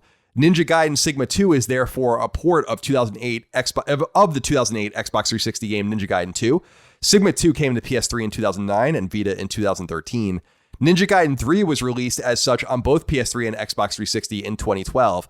Razor's Edge was a Sigma-like port that actually came to Wii U first in 2012 before being ported to PS3 and Xbox 360 in 2013. The studio behind these games, Team Ninja, is also behind the Dead or Alive fighting games as well as the popular Souls-like series Nioh. This is pretty exciting because I never beat any of these games and the Vita ports just never appealed to me. Mm-hmm. So I never really picked them up, but I like Team Ninja and I love Ninja Gaiden, especially the older ones. So it would be fun to go back to this. When I saw this, I was pretty amped, but it is not a PS5 game. It is a PS4 game, which is not a huge surprise, I guess. Are you into these games? Ninja I mean, I'm really bad at them and I never got far in them, but I really liked the first Ninja Gaiden game for Xbox. And I played a little bit of Ninja Gaiden 2. I think there was like a demo in 2009 that I played a little bit of. But I like these games. I would definitely be down to jump into them. But man, this naming convention is really convoluted. Yeah, that's why I wanted to explain it to everyone so that everyone knew what was going on here. Yeah. I remember that as well. I remember too, I mean, Tecmo Koei, they're Koei Tecmo now. They were Tecmo Koei back then. Team Ninja has been owned by them forever. That was a big get for Microsoft back in the day, was getting Ninja Gaiden. It didn't sell a lot of units, but they're really well-regarded games, and that they were able to get that from Team Ninja, I think, was a big deal. And Team Ninja and Koei Tecmo were long messing around with other platforms. Of course, Team Ninja also made Metroid Other M, which was just a completely random game for them. So, and that was obviously on the Wii. So, also a catastrophically broken game. Yeah. If people remember that. Other M had a game-breaking bug that can only be fixed if you sent your memory card into Nintendo. Wow. True story, if you guys want to go read about that. Because remember, we couldn't accept patches. So, yeah. So you literally had to put your save on an SD card, send it to Nintendo, and then they would fix it and send it back. That is insane. remember that very well because it was like unbelievable and showed how badly a patching system needed to be included. And they started doing that, obviously, with 3DS and Wii U. All right, number 10. If you're a soccer fan and you're looking for a PlayStation 4, then you may be interested in the new PS4 bundles that are en route for the upcoming annualized soccer game FIFA 21. The game is due to come to PlayStation 4 on October 9th, and the bundles will be available from that day in the US, Europe, Canada, Australia, and elsewhere. You can get a 500 gig PS4 Slim with FIFA 21, one bundle with one controller and another with two controllers. You can also select the 1 terabyte PS4 Pro bundle, which can also come with one or two controllers. Finally, an interesting bundle will also be available that will allow you to buy the game with an extra controller. All bundles come with a voucher for Football Ultimate Team 21, as well as a 14-day, or it's FIFA Ultimate Team, I think, 21, I'm sorry, as well as a 14-day free trial for PlayStation Plus. EA's insanely popular global smash hit FIFA series began back in 1993 when FIFA International Soccer came to SNES, Genesis, and elsewhere, and has run each and every year since. So those bundles are intriguing if you want a late-gen pickup of your PS4 or PS4 Pro, and you're a soccer fan, and I know many of you are. Number 11, this one's for you, Chris. If you're a Shenmue fan, we have good news. Anime streaming service Crunchyroll and Cartoon Network's Adult Swim Productions are collaborating on a 13-episode anime for the beloved game series. While the game's creator, Yu Suzuki, will be acting as executive producer, it's also in capable animation and production hands, with Telecom Animation leading the charge. The team behind some of the popular Lupin the Third anime. Shenmue, which began back on Dreamcast in 1999 and 2000, has attracted a passionate cult fan base over the last 2 decades. Shenmue was followed by Shenmue 2 on Dreamcast and Xbox in 2001 and 2002, and was followed by Shenmue 3 nearly 20 years later when it launched on PS4 in late 2019. I thought this was interesting and might indicate that maybe Shenmue is more popular than I thought it was today. Yeah. Crunchyroll's pretty mainstream, isn't it? I mean, this seems like a pretty mainstream move. Well, yeah, I think so. Well, for that, for anime, yeah, and for that kind of media, I think so. I think it's a pretty big move. I do think it's funny that Adult Swim is doing it. I think that's a pretty perfect match. I would totally watch that. Yeah, well, you're going to be able to watch it in 2021, it looks like. Exciting. So, 13-episode arc. And finally, Chris, number 12 is a wrap-up, as always. Website Gamatsu reports that side-scroller Guild of Steel is coming to PS4 in the early months of 2021. That arcade shooter Rangok Skies is coming to PS4 by the end of the year. That crafting game The Survivalists is coming to PS4 on October 9th. That action RPG Chronos Before the Ashes is coming to PS4 on December 1st. That zombie hunting game Onichambara Origin is coming to PS4 on October 14th. That's my birthday, so we're going to get some fucking pervy anime bikini babes that day. That visual novel Root Film is coming to Western PS4s in early 2021. That side-scrolling game Blind Fate Edo no Yami is coming to both PS4 and PS5 at an undetermined point in the future. That turn-based strategy game Black Legend is coming to PS4 and PS5 in 2021. That side-scroller Monster Boy and the Cursed Kingdom is coming to PlayStation 5 at an undetermined point in the future. That classic FPS Rise of the Triad Remastered is coming to unspecified PlayStation platforms in early 2021. That FPS Graven is coming to PS4 and PS5 in 2021. And that racing game Ride 4 is coming to PS5 on January 21st, 2021. Website Push Square reports that turn-based RPG Warsaw Uprising is coming to PlayStation 4 on September 29th. Streets of Rage 4 publisher Dotemu reported that the game has surpassed 1.5 million games sold while releasing a massive patch for the title. I think it finally balances it. That game's really fucking hard. Yeah. The official PlayStation blog reports that adventure game Twilight Path is coming to PSVR in October. And finally, racing game Dirt 5 has been delayed again. It was initially delayed to October 16th and then to November 6th. This time it's been pushed 4 more days and will now come out on November 10th, making it like Assassin's Creed Valhalla. Is it Valhalla or Ragnarok? Valhalla. Okay, I got it right. A launch game for Xbox Series X. That is all of the news. All right. For the week. Chris, we have quite a few new games to get into this week. Yeah. Coming to PlayStation Network. These are all PlayStation 4 games, I believe. I didn't actually type that in here, so I'll do that so it's not confusing for you. There you go. Tradition dictates that you start, Chris, so begin at your leisure. All right. Arcade Archives Gemini Wing comes to PS4. Gemini Wing is a shooting game released by Tecmo in 1987. On a secret mission, Gemini Wing, your objective is to control a gunship and reclaim the world from the insects. Oh boy, the insects got a pretty big boost if they claim the world. Complete the stages by using 8 different types of gun balls to shoot down enemies. Gun balls is what I just said. Gunballs. It's all in capital letters here, too. Yeah. Case Animatronics comes to PS4. Case Animatronics is a truly scary and challenging first-person stealth horror game. Control of the police department is in the hands of an anonymous hacker. All exits are locked. Electricity is off. Metallic thumps are getting closer. Will you survive, Detective Bishop? Welcome to the police department, where working late can lead to tragic consequences. Damn. Jesus Christ. Sounds like Portland. Yeah. De-leveled comes to PS4. What goes up must come down, and what comes down must be bounced. Send momentum from one. That's so what? Send momentum from one block to another to shoot them around the map. Cleverly conserve momentum to navigate around the map and flick all the switches, but be careful. Once you're down there, there's no way back up. This platformer has no jump button. Wow. All right. Doraemon Story of Seasons comes to PS4. Doraemon meets Story of Seasons in this new, fresh take on farming. The setting is Natara, and the center of this land is the mystical big tree. Doraemon and friends will each take on a role to help around town. The theme of this experience is creating bonds with the town residents while doing so, enjoying the heartwarming interactions through each character and the part they play in the story. But building a farm and raising horses and cattle like in other Story of Seasons games isn't the only things to do. Explore the town of Natara, go on adventures, catch bugs, and much, much more.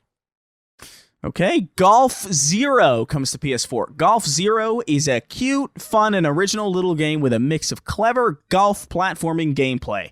To sink a putt, you must jump, sprint or slide while avoiding unconventional hazards like brutal boulders, whirling saw blades, or zinging bullets as the challenge increases. I think Mad Max is happening outside my apartment. So I know, it sounds like it. Sounds grisly. Do you have what it takes to earn the gold medal? I certainly don't. Kingdoms of Amalur Re-Reckoning comes to PS4. The hit RPG returns. From the minds of the best-selling author R.A. Salvatore, Spawn creator Todd McFarlane, and Elder Scrolls IV Oblivion lead designer Ken Rolston, comes Kingdoms of Amalur Re-Reckoning. Remastered with stunning visuals and refined gameplay, Re-Reckoning delivers intense, customizable RPG combat inside a sprawling game world. Game's supposed to be in really bad shape, so I would wait on it until they patch it. Also, I would really question the quote-unquote stunning visuals of Kingdoms of Amalur Re-Reckoning. Yeah, I don't think there's anything stunning about it at all. I don't know. I haven't seen it. Yeah. But that's a shame that it hasn't launched well. No, yeah, it's not in good shape, apparently. Minoria comes to PS4, an action platformer by the creators of Momodora. The story takes place during the Fourth Witch War. It is a time of fanatical religious fervor. The Sacred Office, a powerful organization leading an inquisition against heresy, purges the sinners who threaten humanity. Those responsible for conducting a mysterious ceremony that contradicts the rules of the church are labeled witches. Now sisters Samila and Fran. Missionaries in... Yeah, that's a really anticlimactic name. Fran Drescher, I think. Missionaries in the church service set out to thwart the witches' ceremony and protect the common folk from heresy that endangers the status quo. All right. The Witch War. The Witch War. NBA 2K21 comes to PS4. NBA 2K21 is the latest title in the world-renowned best-selling NBA 2K series, delivering an industry-leading sports video game experience on PlayStation 4. With extensive improvements upon its best-in-class graphics and gameplay, competitive and community online features, and deep, varied game modes, NBA 2K21 offers one-of-a-kind immersion into all facets of NBA basketball and culture, where everything is game. Necromunda Underhive Wars comes to PS4. Deep below the nightmarish, polluted hive cities of Necromunda, in the twisted, vertiginous... Oh, I haven't seen that word in a long time. Wow. Dark tunnels of the Underhive, rival gangs fight to the bitter end for personal power, wealth, survival, and the honor of their houses. Only the strongest survive. Lead, customize, and grow your gangs of Escher, Goliath, and Orlok to specialize each member and send them into battle in hazardous... dystopian environments, exploit the terrain in tactical gunfights, climb raised walkways to take advantage, set traps and ambush foes to force them into bloody melee engagements, learn new skills, loot equipment, and bring your evolved gang to 4-player online gang fights. Wow. Yeah, vertiginous, causing vertigo, especially by being extremely high or steep. Yeah. I never even heard that word, I don't think, so I just looked it up. That's a good word. I read it in like something. like 10 years ago, and I was like, that's a good word, but no one uses that. Yeah, I'm going to have to break that out. Yeah. At some point. Akuno KA Madness comes to PS4. Akuno KA Madness is a platform game in which you play as KA, a blue-colored hero who must save the world of souls from the evil hands of Oz, his deadly enemy. You will have to jump, run, and overcome obstacles through unique and colorful worlds with more than 100 levels, go head-to-head with wacky bosses, find hidden secrets, lots of surprises to unlock, and even a more difficult world. Madness. Just madness. Outbreak Epidemic comes to PS4. Oh. The infection goes nationwide in Outbreak Epidemic, an action-focused co-op survival horror adventure featuring the great Outbreak series gameplay with greater mobility, crushing difficulty, and more camera options than ever before. Alone or in two-player local co-op, fight through the campaign story mode, the wave-based onslaught mode, and the new experiments mode scenarios. Choose your survivor, class, and level up to unlock new buffs for your survivor as you face the nightmare. Whoa.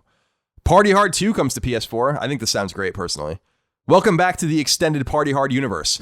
Choose from hundreds of ways of dealing with noisy partygoers, including destroying a drug syndicate incidentally destroy a drug syndicate and save the Earth from an alien invasion. May the chickens be with you. You just want to get some sleep, but it's 3 a.m. and once again your neighbors are having a loud party. You have to finally put an end to it by any means. I was looking this up and I looked up the first one. This game actually looks really great. It sounds like it's kind of like Naughty Bear, which I obviously have a beloved place in my heart for. So yeah, go check it out. Party Hard. Yeah, I like the premise a lot. Quest Hunter comes to PS4. Quest Hunter is an isometric action RPG where your choice drives the story. Find tons of treasures and secrets, solve puzzles, equip your character, level up your skills, and finish off enemy bosses. Play on the couch, alone, or with friends, or make it an online party for up to 4 players. All right. RPG Maker MV comes to PS4. An epic journey begins with you. Become a master game developer with RPG Maker MV. With an arsenal of tools at your fingertips, create elaborate, exciting, and memorable video games straight from your console. Then share your adventures online with other players who can enjoy your epic chronicles. The possibilities are endless with the latest and greatest RPG Maker software. It's worth noting that there is a separate RPG Maker piece of software that is free that you can download and access those games. So you buy the game to make the games, but you can actually play them for free with this downloadable module on PlayStation Network as well. Huh. Okay. What is this? Takotan comes to PS4. The world has been taken over by an alien invasion. On the eve of destruction, humanity calls out for help. Takotan is a retro shoot-'em-up, a shump, if you will, inspired by 16-bit classics. Save the world from alien invasion by shooting and dodging your way through 8 action-packed levels with sinister bosses. Collect a variety of power-ups, including lasers, bowling balls, and ninja stars to take down enemies and defend the planet. Ooh. Tamarin comes to PS4. Explore, leap, and shoot to save your family from the insect invasion. Leap into action and discover nature in Tamarin, a third-person action-adventure game set in beautiful Nordic scenery, starring the world's cutest monkey. Pollution and destruction from ever-expanding insects sets the agile monkey into a fight for his family's survival. Explore an incredible interconnected 3D world brimming with primate platforming and blood-splattering shooter action. That's 2 games about insects this week. And alien invasions. We had a couple of those already. All right, here's an uplifting one. The Suicide of Rachel Foster comes to PS4. 1993, Lewis and Clark County, Montana, United States. 10 years ago, teenager Nicole and her mother left the family hotel after discovering her father Leonard's affair with and pregnancy of Rachel, a girl her own age, who eventually committed suicide. Now that both of her parents have passed, Nicole hopes to fulfill her mother's last wish to sell the hotel and make amends to Rachel's relatives. With the will and determination to put that chapter behind her, she returns to the hotel with the family's lawyer to audit the decaying structure. So this sounds like a visual novel, I think. Yeah, I love the name, actually. Yeah, it's good. One of my favorite video game names is The Vanishing of Ethan Carter. I love that name. It is a good name. And I love this name, too. Timberman Versus comes to PS4. Timberman features a single-player challenge to test your skills and unlock as much as 56 characters and local games to have fun with your friends. Grab your trustworthy axe, become a true timberman, and chop trees in 3 unique game modes. Okay, Tin and Kuna comes to PS4. Rock and roll. Spin and smash through the colorful, chaotic worlds of Tin and Kuna. Explore levels filled with puzzles and peril. As Kuna collects power crystals, he obtains special abilities. jumping higher, catching fire, and attaching to magnetic objects to rescue Tin. Use all your skills and abilities to bring the world into balance and defeat chaos. Chaos with a capital C. We'll do what we can. We'll do what we can. Tony Stewart's All-American, it says raving, but it's racing, comes to PS4. Built-in, that would be awesome, was All-American raving. It's like takes place in the mid-90s. Yeah. Built-in collaboration with 3-time NASCAR Cup Series champion and 2020 NASCAR Hall of Fame inductee Tony Stewart. All-American Racing features an all-new physics engine with U.S. legend cars, street stocks, and big block modifieds, along with 26 brand-new dirt tracks. You're in complete control of what you race and how you race it with totally revamped career mode. Build your enterprise and become a racing mogul as you expand your team across multiple series and build your organization into a racing empire. Vampire the Masquerade Shadows of New York comes to PS4. A standalone expansion and companion piece to Vampire the Masquerade Coteries of New York. While Coteries was a general introduction to the world depicted in the 5th edition of the hit tabletop role-playing game, Shadows presents a more personal and unique tale. Your old life is dead and buried. Whoa. You have no afterlife to look forward to. Whoa. And your vampiric unlife is about to fall apart unless you solve an unsolvable crime. Welcome to New York City, and welcome to the La Sombra clan, where failure is not an option. They are really pushing Vampire the Masquerade hard, man. Last year. Right? There's a lot of games coming out. It's kind of insane. I love Vampire, so it sounds interesting, but it sounds like it's probably not up my alley. I don't know. Yeah. Wintermore Tactics Club comes to PS4. Wintermore Tactics Club is a story about surviving high school with gameplay inspired by tactics, RPGs, and visual novels. It was hard enough for Alicia at the famed Wintermore Academy before it erupted into a snowball war. Now her club's only hope is to transform from nerdy nobodies into fantasy heroes. Unravel a reality-bending mystery, test your strategic mettle against an avalanche of colorful characters, and don't forget to make friends. I'm going to probably check this game out. It sounds really cool, but I love tactical role-playing games, of course, so I might give it a go and see how it is. Yeah. Word Herd is the last game. Comes to PS4, I assume. Take a break with Mia and zone out of the daily grind with chilled gameplay and absorbing wordplay. Work your way from simple to unusual and abstruse words in this brilliant, twisty word-finding puzzle game. With over 170,000 words and 90,000 definitions, you'll be sure to learn some modern, esoteric, and comic meanings as you try to beat your longest, rarest, and highest scoring words. With 90 levels of word detective animal rescue in each of the 3 game types. I don't know why, but seeing like numbers written out like that really fucks with me. You know what I mean? Yeah, it depends on the style you're using, whether it's AP or Chicago or anything, but this is not right. This should be 70,000 written out and 90,000 written out as numbers. So regardless of what format you're using. So that's weird. Yeah, isn't it? But Word Herd. Yeah. Isn't the etiquette usually like you write out the word for like the first 10 numbers and then like after? Right, it's 210 unless you're starting a sentence with the number. Yeah. Then you write it out. Yeah. So a lot of different rules depending on the format you're into, but that is not, I don't know any that would allow you to write that out. So that's a little annoying, but a lot of word games coming to PS4. A lot of Alien Invasions also. Mm-hmm. So yeah, nothing too crazy. I'm scrolling through it. RPG Maker MV will probably be pretty cool. RPG Maker is so much easier to play now than it used to be back in the PS1 era, when you'd have to put your stuff up on like GameFAQs on Gex Drive and hope that maybe someone downloaded it. Yeah. So that's kind of cool. I feel like something like that could work pretty well. NBA 2K21 is obviously going to be huge. Kingdoms of Amalur, I would wait because again, it is supposed to be catastrophically broken right now. I think there's even a game-breaking bug in it. So yeah, nothing too crazy. Yeah. Coming out. It's a simple week.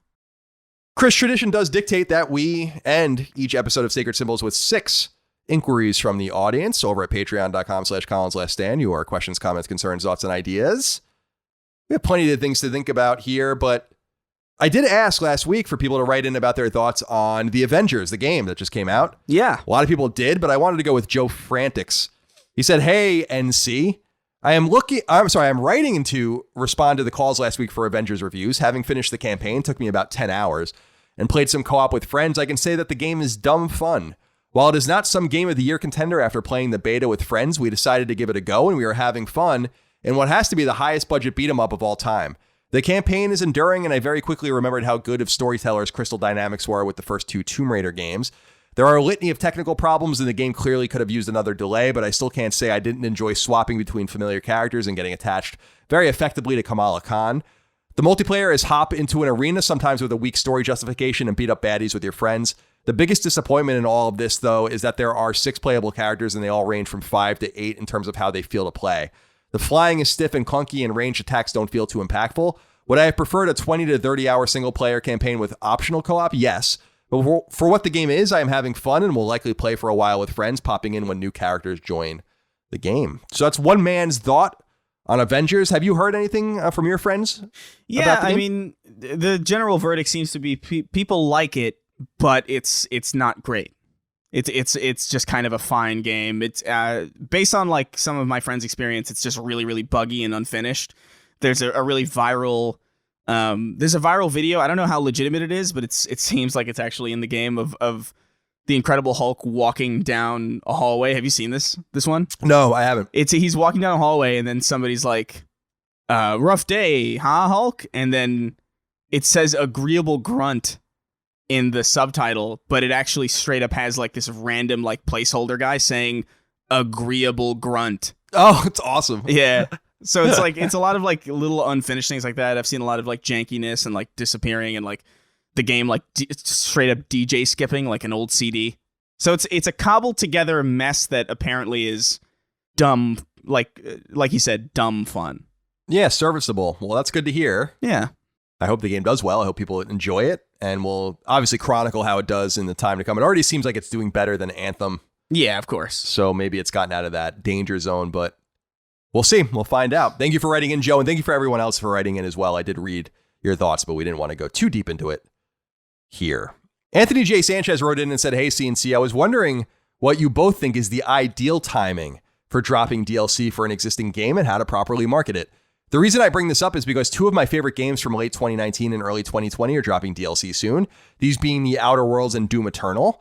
There's been much hype for The Ancient Gods, which is Doom Eternals, but very little for Peril on Gorgon, which is The Outer Worlds, since the Xbox showcase. I'd be happy to hear your thoughts. Thanks as always." Well, Chris, are you looking forward to the Doom Eternal expansion? Yeah, no, totally. Any excuse that I have to go and play Doom Eternal and have some new experiences in that game is an excuse I'm willing to take. I'd never uninstalled it from any of the things that I own, so it's not going to be too tedious to jump back into it. Peril on Gorgon, I actually got. I'm actually planning on playing it on my flight to New York. So hopefully it's good. I guess I can report back, I guess. Are you playing on Switch? Actually, I got a laptop specifically for editing, so I could edit while I'm home because my desktop back home is like completely borked. Oh, cool. So it's like a powerful, just like decent laptop with a pretty good graphics card in it, so I can just play games. But I'm planning on spending some time with the Outer Worlds and that, and I'm probably going to get into Peril on Gorgon soon. I don't know. I think I will say though, as a general kind of rule, I'm just kind of not the biggest fan of DLC in general. Like there are obviously DLC that I like and expansion packs that are great, and obviously games that I like Destiny 2, like kind of live and die by the quality of their DLCs, and I get that. But generally speaking, when I'm done with a game, I'm just sort of done with it. And the only reason that I go back and play a game again isn't necessarily because it has something new to offer me, but because I just really like the game and want to play around in that in the sandbox again. So it's never been this huge drive for me to like jump into DLC right off the bat. I don't really care when it comes out because it takes me years usually to play it. Yeah, that's true though, because DLC often dissuades me from even bothering until like a complete edition comes out.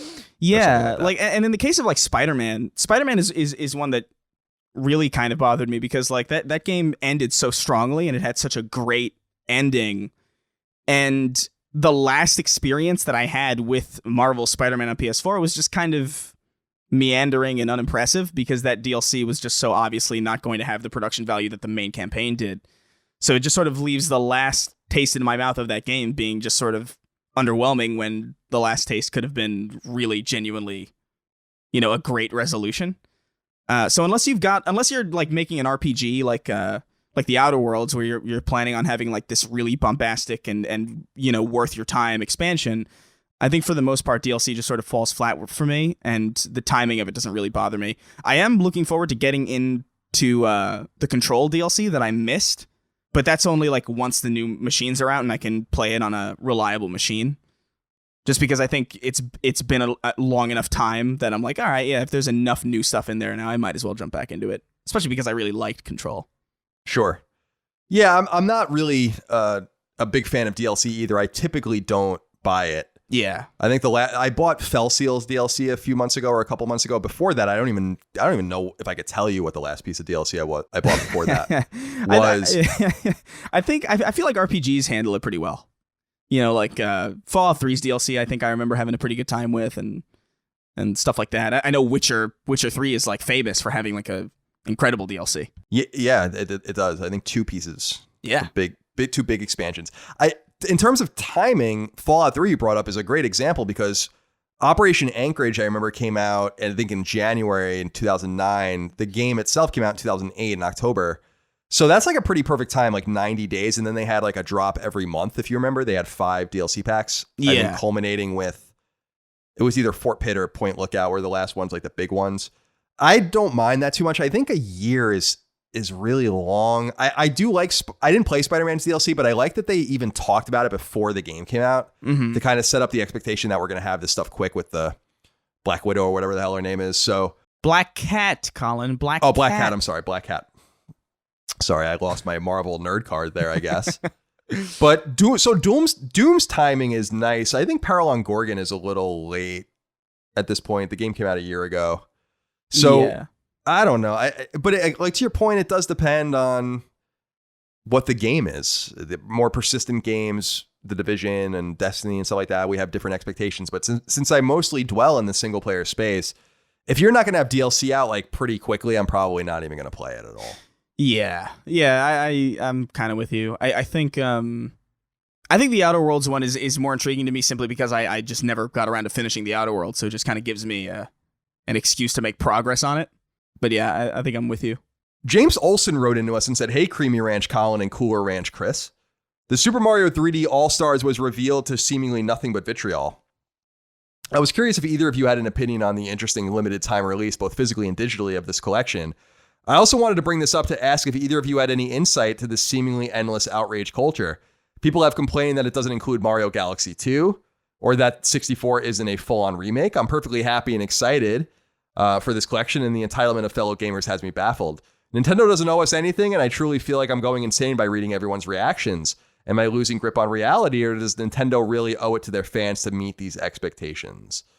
So what did you make of this announcement? We're obviously a PlayStation podcast first and foremost, but I thought it was awesome to see some of these 3D Mario games. You and I are both really fond of Sunshine. Yeah. Obviously, Galaxy, I think, is a fantastic game. I'm not a huge fan of Mario 64, honestly, but I do love Sunshine. I do love Galaxy. Mm-hmm. Galaxy 2 not being included is a little weird because that's a great game as well.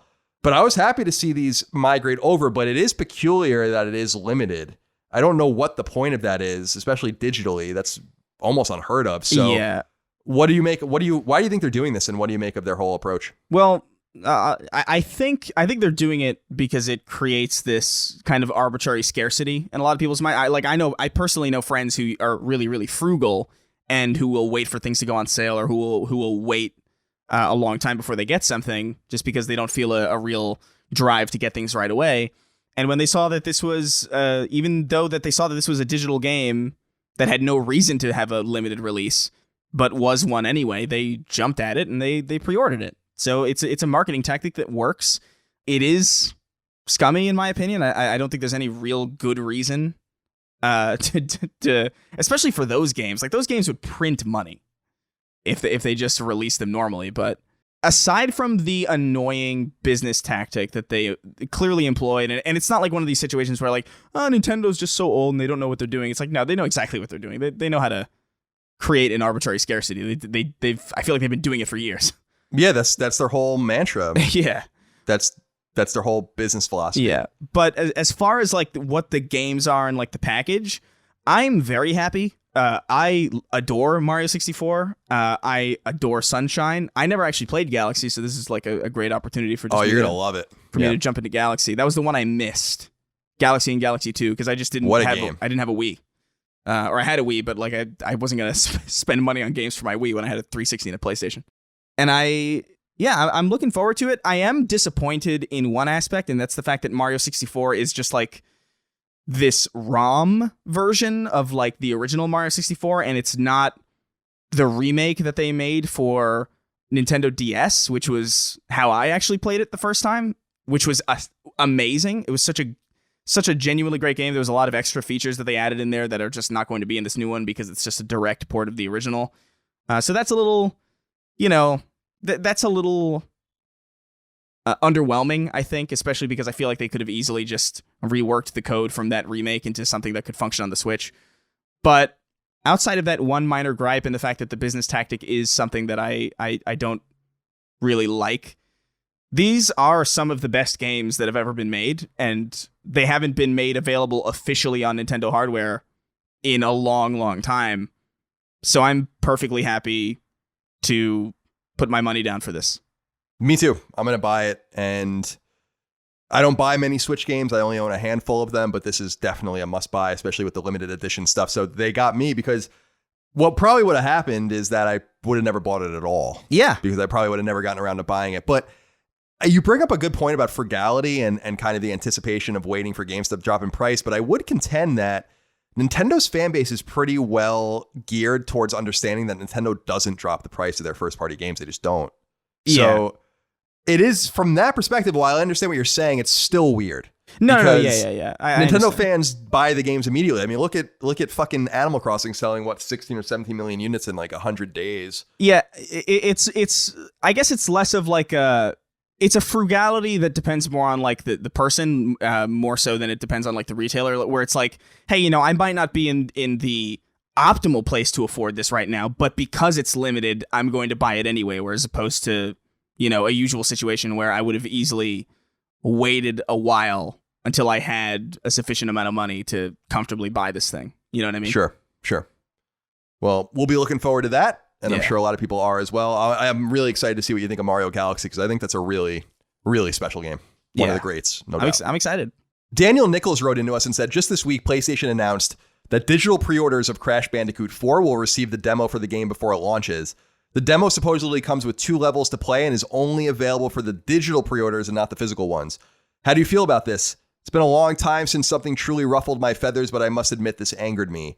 Tony Hawk's also had a demo for its pre-order customers, and whilst that one seemed less offensive because it was a remake of the classic demo we all remember from back in the day, this just screams of a dangerous precedent being set. What happened to a demo being a demo? The point of a demo is to play it before the game comes out and to see what condition the game is in, not to be some special bonus for those who are buying the game anyway. Am I overreacting? Is it really okay for companies to treat the demo in this way? Stay safe and keep on keeping on. I felt like this was a really great question for you, Chris, because this sort of collides 2 of your loves, Crash Bandicoot and making fun of demos. So I figured you might have something to say about this. What do you think? Yeah, I think I'm a little conflicted because on one hand, I would prefer to live in a world where we just had demos for everything and we had the opportunity to see what it was that we were getting into before we plopped down an insane amount of money on it. I just think that's the more consumer-friendly reality, but we don't live in that reality and it sucks. And on the other hand, these are, how should I put this? I feel like these games in particular are games that don't necessarily, I feel like you kind of understand what you're getting into, if that makes sense. Sure. I feel like Crash Bandicoot and like Tony Hawk, you know what you're getting here. It might be different and there might be like some cool new things, but I don't think it's necessarily the worst thing in the world that they have a demo available for pre-orders. Do I think that it should be available to everybody? Yes, but I'm not angry. Like I wasn't bothered that I can't play Crash Bandicoot because I'm very content waiting, but that's only because I know I'm gonna buy it. If somebody was like really kind of on the fence and they didn't really know and they would have preferred to try it out, then I could see why they would be pretty peeved. It just speaks to this whole thing that we've talked about on the show in the past, which was that the intention at one point was to give a demo to every game. And we talked about how there would be some sort of workaround by just letting people download full builds of games and then playing it for a limited amount of time. It's almost kind of what goes on Steam, and then you can return it or whatever. Mm-hmm. But I'm not crazy about this because I do understand the point of what Daniel's saying here. It just goes to show that there are going to be haves and have-nots depending on the format in which you buy your games moving forward. And it's a hint of the way things are going and how they're not that worried about offending physical purchasers at all. It's a canary in the coal mine if you're a buyer of physical media. And I think you should pay loud and clear attention to what we've been saying for a long time, but what you already inherently know, which is that you're going to kind of become second-class citizens as you get pushed to the side. They're not really that interested in dealing with you, especially because they just make straight up more money selling the games digitally. Everyone does, with the exception of the middleman, because the middleman doesn't exist on digital formats. So there's something to be said about this being unsavory, but it's certainly not going to be the end of it. And I think the semantic problem with this too is that they just didn't want to manufacture codes by which they would have to do and then include and mail to you. It would be a problem as opposed to just knowing you pre-ordered digitally that's connected to your PSN and then they know to give you access. Yeah. So from a very semantic standpoint, I get it, but it doesn't mean it's right. Yeah, it's just an incentive to buy it from a storefront that doesn't have a middleman, which I think is smart business. But my issue really is with betas because I don't think you should need to put money down to participate in a test of something. I think that's far more egregious than like, hey, you want this video game and you've put down the money for it.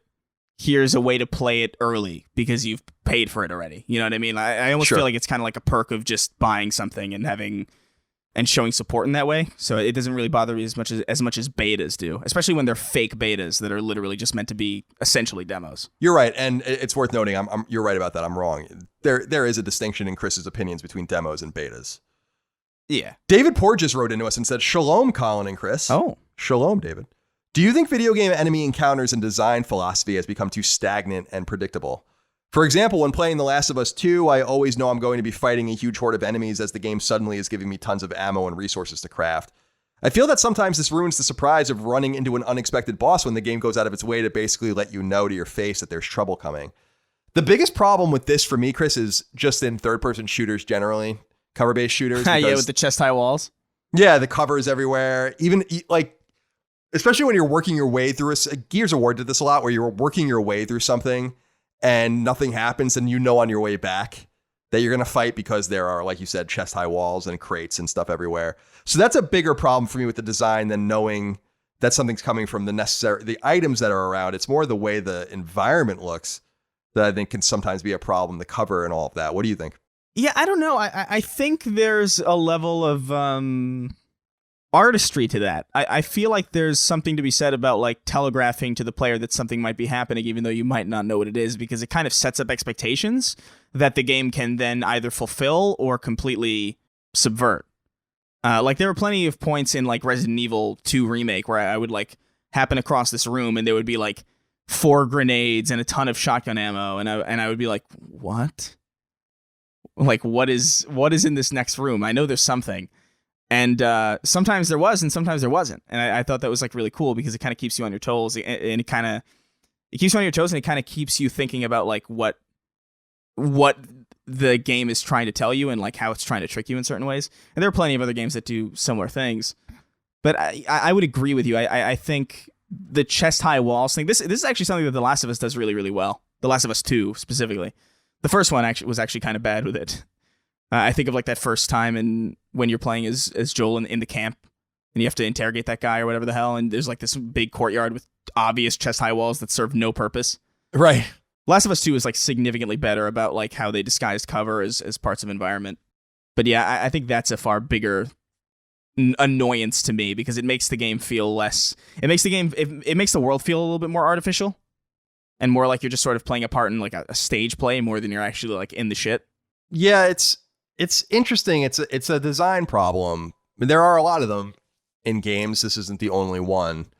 I don't know how to really fix it without de-gamifying certain games that can't be de-gamified. Like if you're seeing ammo, for instance, I mean, that's just the nature of the game, right? Yeah, I don't even know if it's necessarily a problem. It's kind of like when you're watching a movie and you kind of understand when the first act ends and when the second act starts, or like when the climax is, and you just sort of have that feeling of like, oh, you kind of intuitively know just based on the stuff that's happening, and you can kind of gauge like where things are going. I don't necessarily think that's like a problem. I just think it's kind of understanding how to make something. Fair enough. Thank you for your question, David. And finally, we'll go to Ben Peace. He says, Colin, interested in your take on Kaepernick's return to Madden 21. He's rated as an 81, 7 points higher than his last rating in a Madden game and higher than the ratings of 17 starting quarterbacks in the NFL, including your guy Darnold, Sam Darnold, my boy, and his guy Baker Mayfield of the Browns.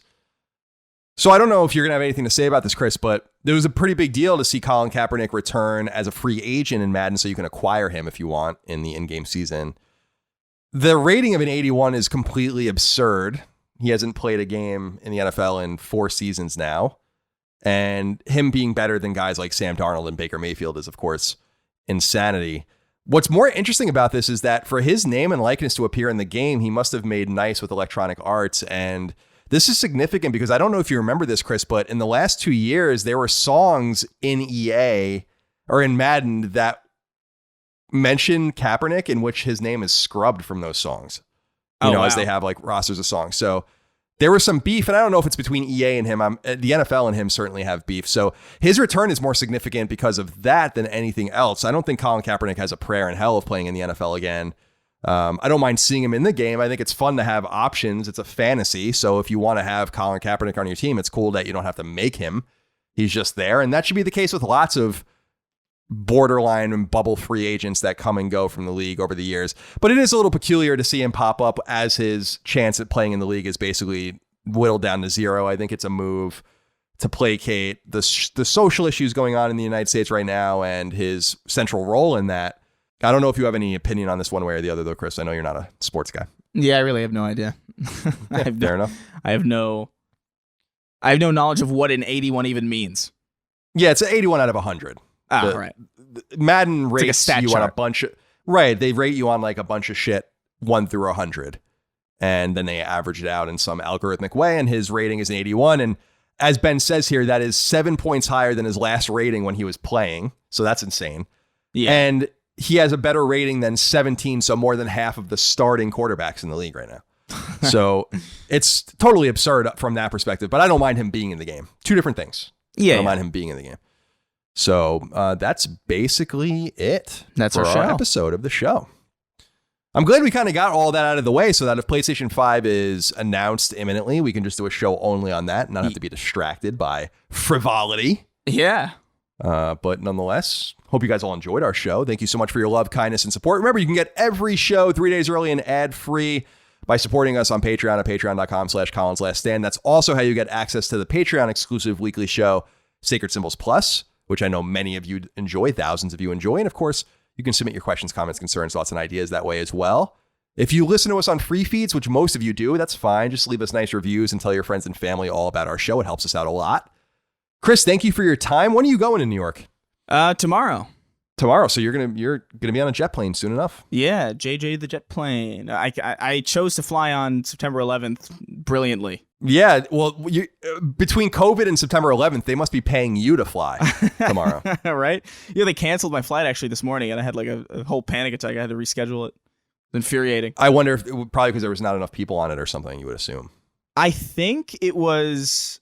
Yeah, I really have no knowledge. They didn't even send me an email. Like, I found out when I looked into the app to check in. It was like, wow, your flight's canceled. It's like sick. But I don't know. Maybe visibility is just really low. I could see that happening. The sky's kind of orangey. Yeah, that's true. That's true. But then it didn't make sense that I'd be able to get another flight like a couple hours later. So I don't know. I don't know what the hell's going on. Everything's in shambles. Luck to you.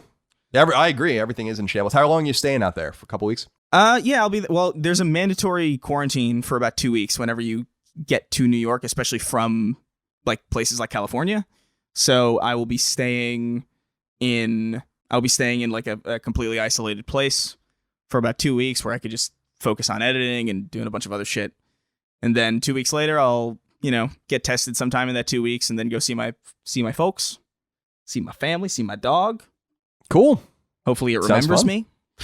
We'll see. Well, I think it will remember you. And well, be safe in this new era of flying. Make sure to wear your ninja gear. Yeah, I will. And all of that. And Chris will be doing the show remotely, but we already do the show remotely anyway, so it doesn't matter. Actually, we'll technically be closer than we are right now, so yeah, it might even help us. All right, well, that's all for us. Thank you so much for listening. Be well. Talk to you soon. Goodbye. Take care, guys. Sacred Symbols, a PlayStation podcast, is a product of and a registered trademark of Colin's Last Stand LLC and is recorded from Richmond, Virginia and Burbank, California, USA. This show is conceived by, is written by, and is produced by me, Colin Moriarty. My co-host is Chris Raygun. You can find me on Twitter at NoTaxation and on Instagram at CLS Moriarty. Chris is on Twitter at Chris R. Gunn and on Instagram at Chris_Ray_Gun. Sacred Symbols is edited by Dustin Furman. To message the show online, please use Patreon's DM service. As you know, all of Colin's Last Stand shows, including Sacred Symbols, are fan-funded on Patreon at patreon.com/colinslaststand. The following names are at the producer level or higher on Patreon, and we are eternally grateful for your kindness, generosity, and fandom. Jariah King, Nick DeMarco, Constantine Valencia, Avery Lewandowski, an Unofficial Controller Podcast, Bjorn Campbell, Andrew Morgan, Gregory Slavinsky, Stephen Nieder, Ross Maranka, Zach Parsley, Jerome Ferreira, John, Jeremy Shook, Miguel A. Brewer, Morgan Ashley, Ben, Azan, Isaac Wasterman, Michael Vecchio, Joey Finelli, SL the FMA, Ryan T. Mandel, Jorge Palomino, Paul Joyce, Enrique Perez, Don Lee, Daniel Diamore, Brad Cooley, Jeremy Key, Patrick Leslie, P. Homeworld Hub, Dante Harris, Betty Ann Moriarty, Gavin, Colin Jewell, Nelson LeBlanc, Daniel Johnson, Zach Bonham, Jay Getter, Vexius, Greg Lotta, Jeff Mercado, Galja, Todd Paxton, Darren Gardner, Of Fortuna, Boots, Megadet, Kevin Komaki, Saul Balcazar, Raul Melendez, Robbie Hensley, Bloody Fang, Eric Harden, Matt Martin, Rodney Coleman, Chris Moore, Spencer Brand, TB Lightning, Antti Kinnunen, Taylor Barkley, Chris Galvin, Ryan Murdoch, Jesse Owen, Mason Cadillac, Scott Lovelace, Chris Bustin, George Anthony Nunez, Kyle Hagel, Colin Love, Daryl E. Naiman, Ryan Arkittredge, Michael S., Joshua Smallwood, Damon Weathers, Cody Bradbury, Carl Tolman, Richter86, Barrett Boswell, Andrew Parker, Christopher DeVio, Donnie Nolan, Patrick Harper, Gerald Pennington, Greg Julips, Blake Israel, Sean Mason, Josh Gravelick, Brian Chan, Connor Gashian, Lawrence F. Prokop, Organic Produce, Toothless Gibbon, James Kinslow III, Tyler Bello, Mubarak, Alan Tremblay, McDog18, Richard Hebert III, Miranda Grubber, Marius Scarsom Peterson, Ray Leja, David Castanez, Throw7, Josh Yeager, Martin Beck, Nathan R., Joe McPartland, Gamer Filmaholic, Colin Davenport, Eric Finkenbeiner, Lou and Ray Loper, Josh Bushing, Dylan Burns, John Schultz, David Chestnut, Anton K., Corey Wyatt, Tony Zaniga, Sean Battershall, Alex Cabrera, Lennon Brixey, Hugo's Desk, Peter Reynolds, William O'Carroll, Phil Crone, Mike Wayne, Adam Nix, Josh McKinney, Michael Gates, Alex Gates, Sean Chandler, Petro Rose, Gio Corsi, Justin Wagaman, Chad Lewis, Shane Rayum, John Cordero, Mark Boggio, Keith A. Lewis, Tyler Harris, Matthew Purdue, Toby Shootman, Eric Bateman, Mad Mock Media, and Jonathan Rice.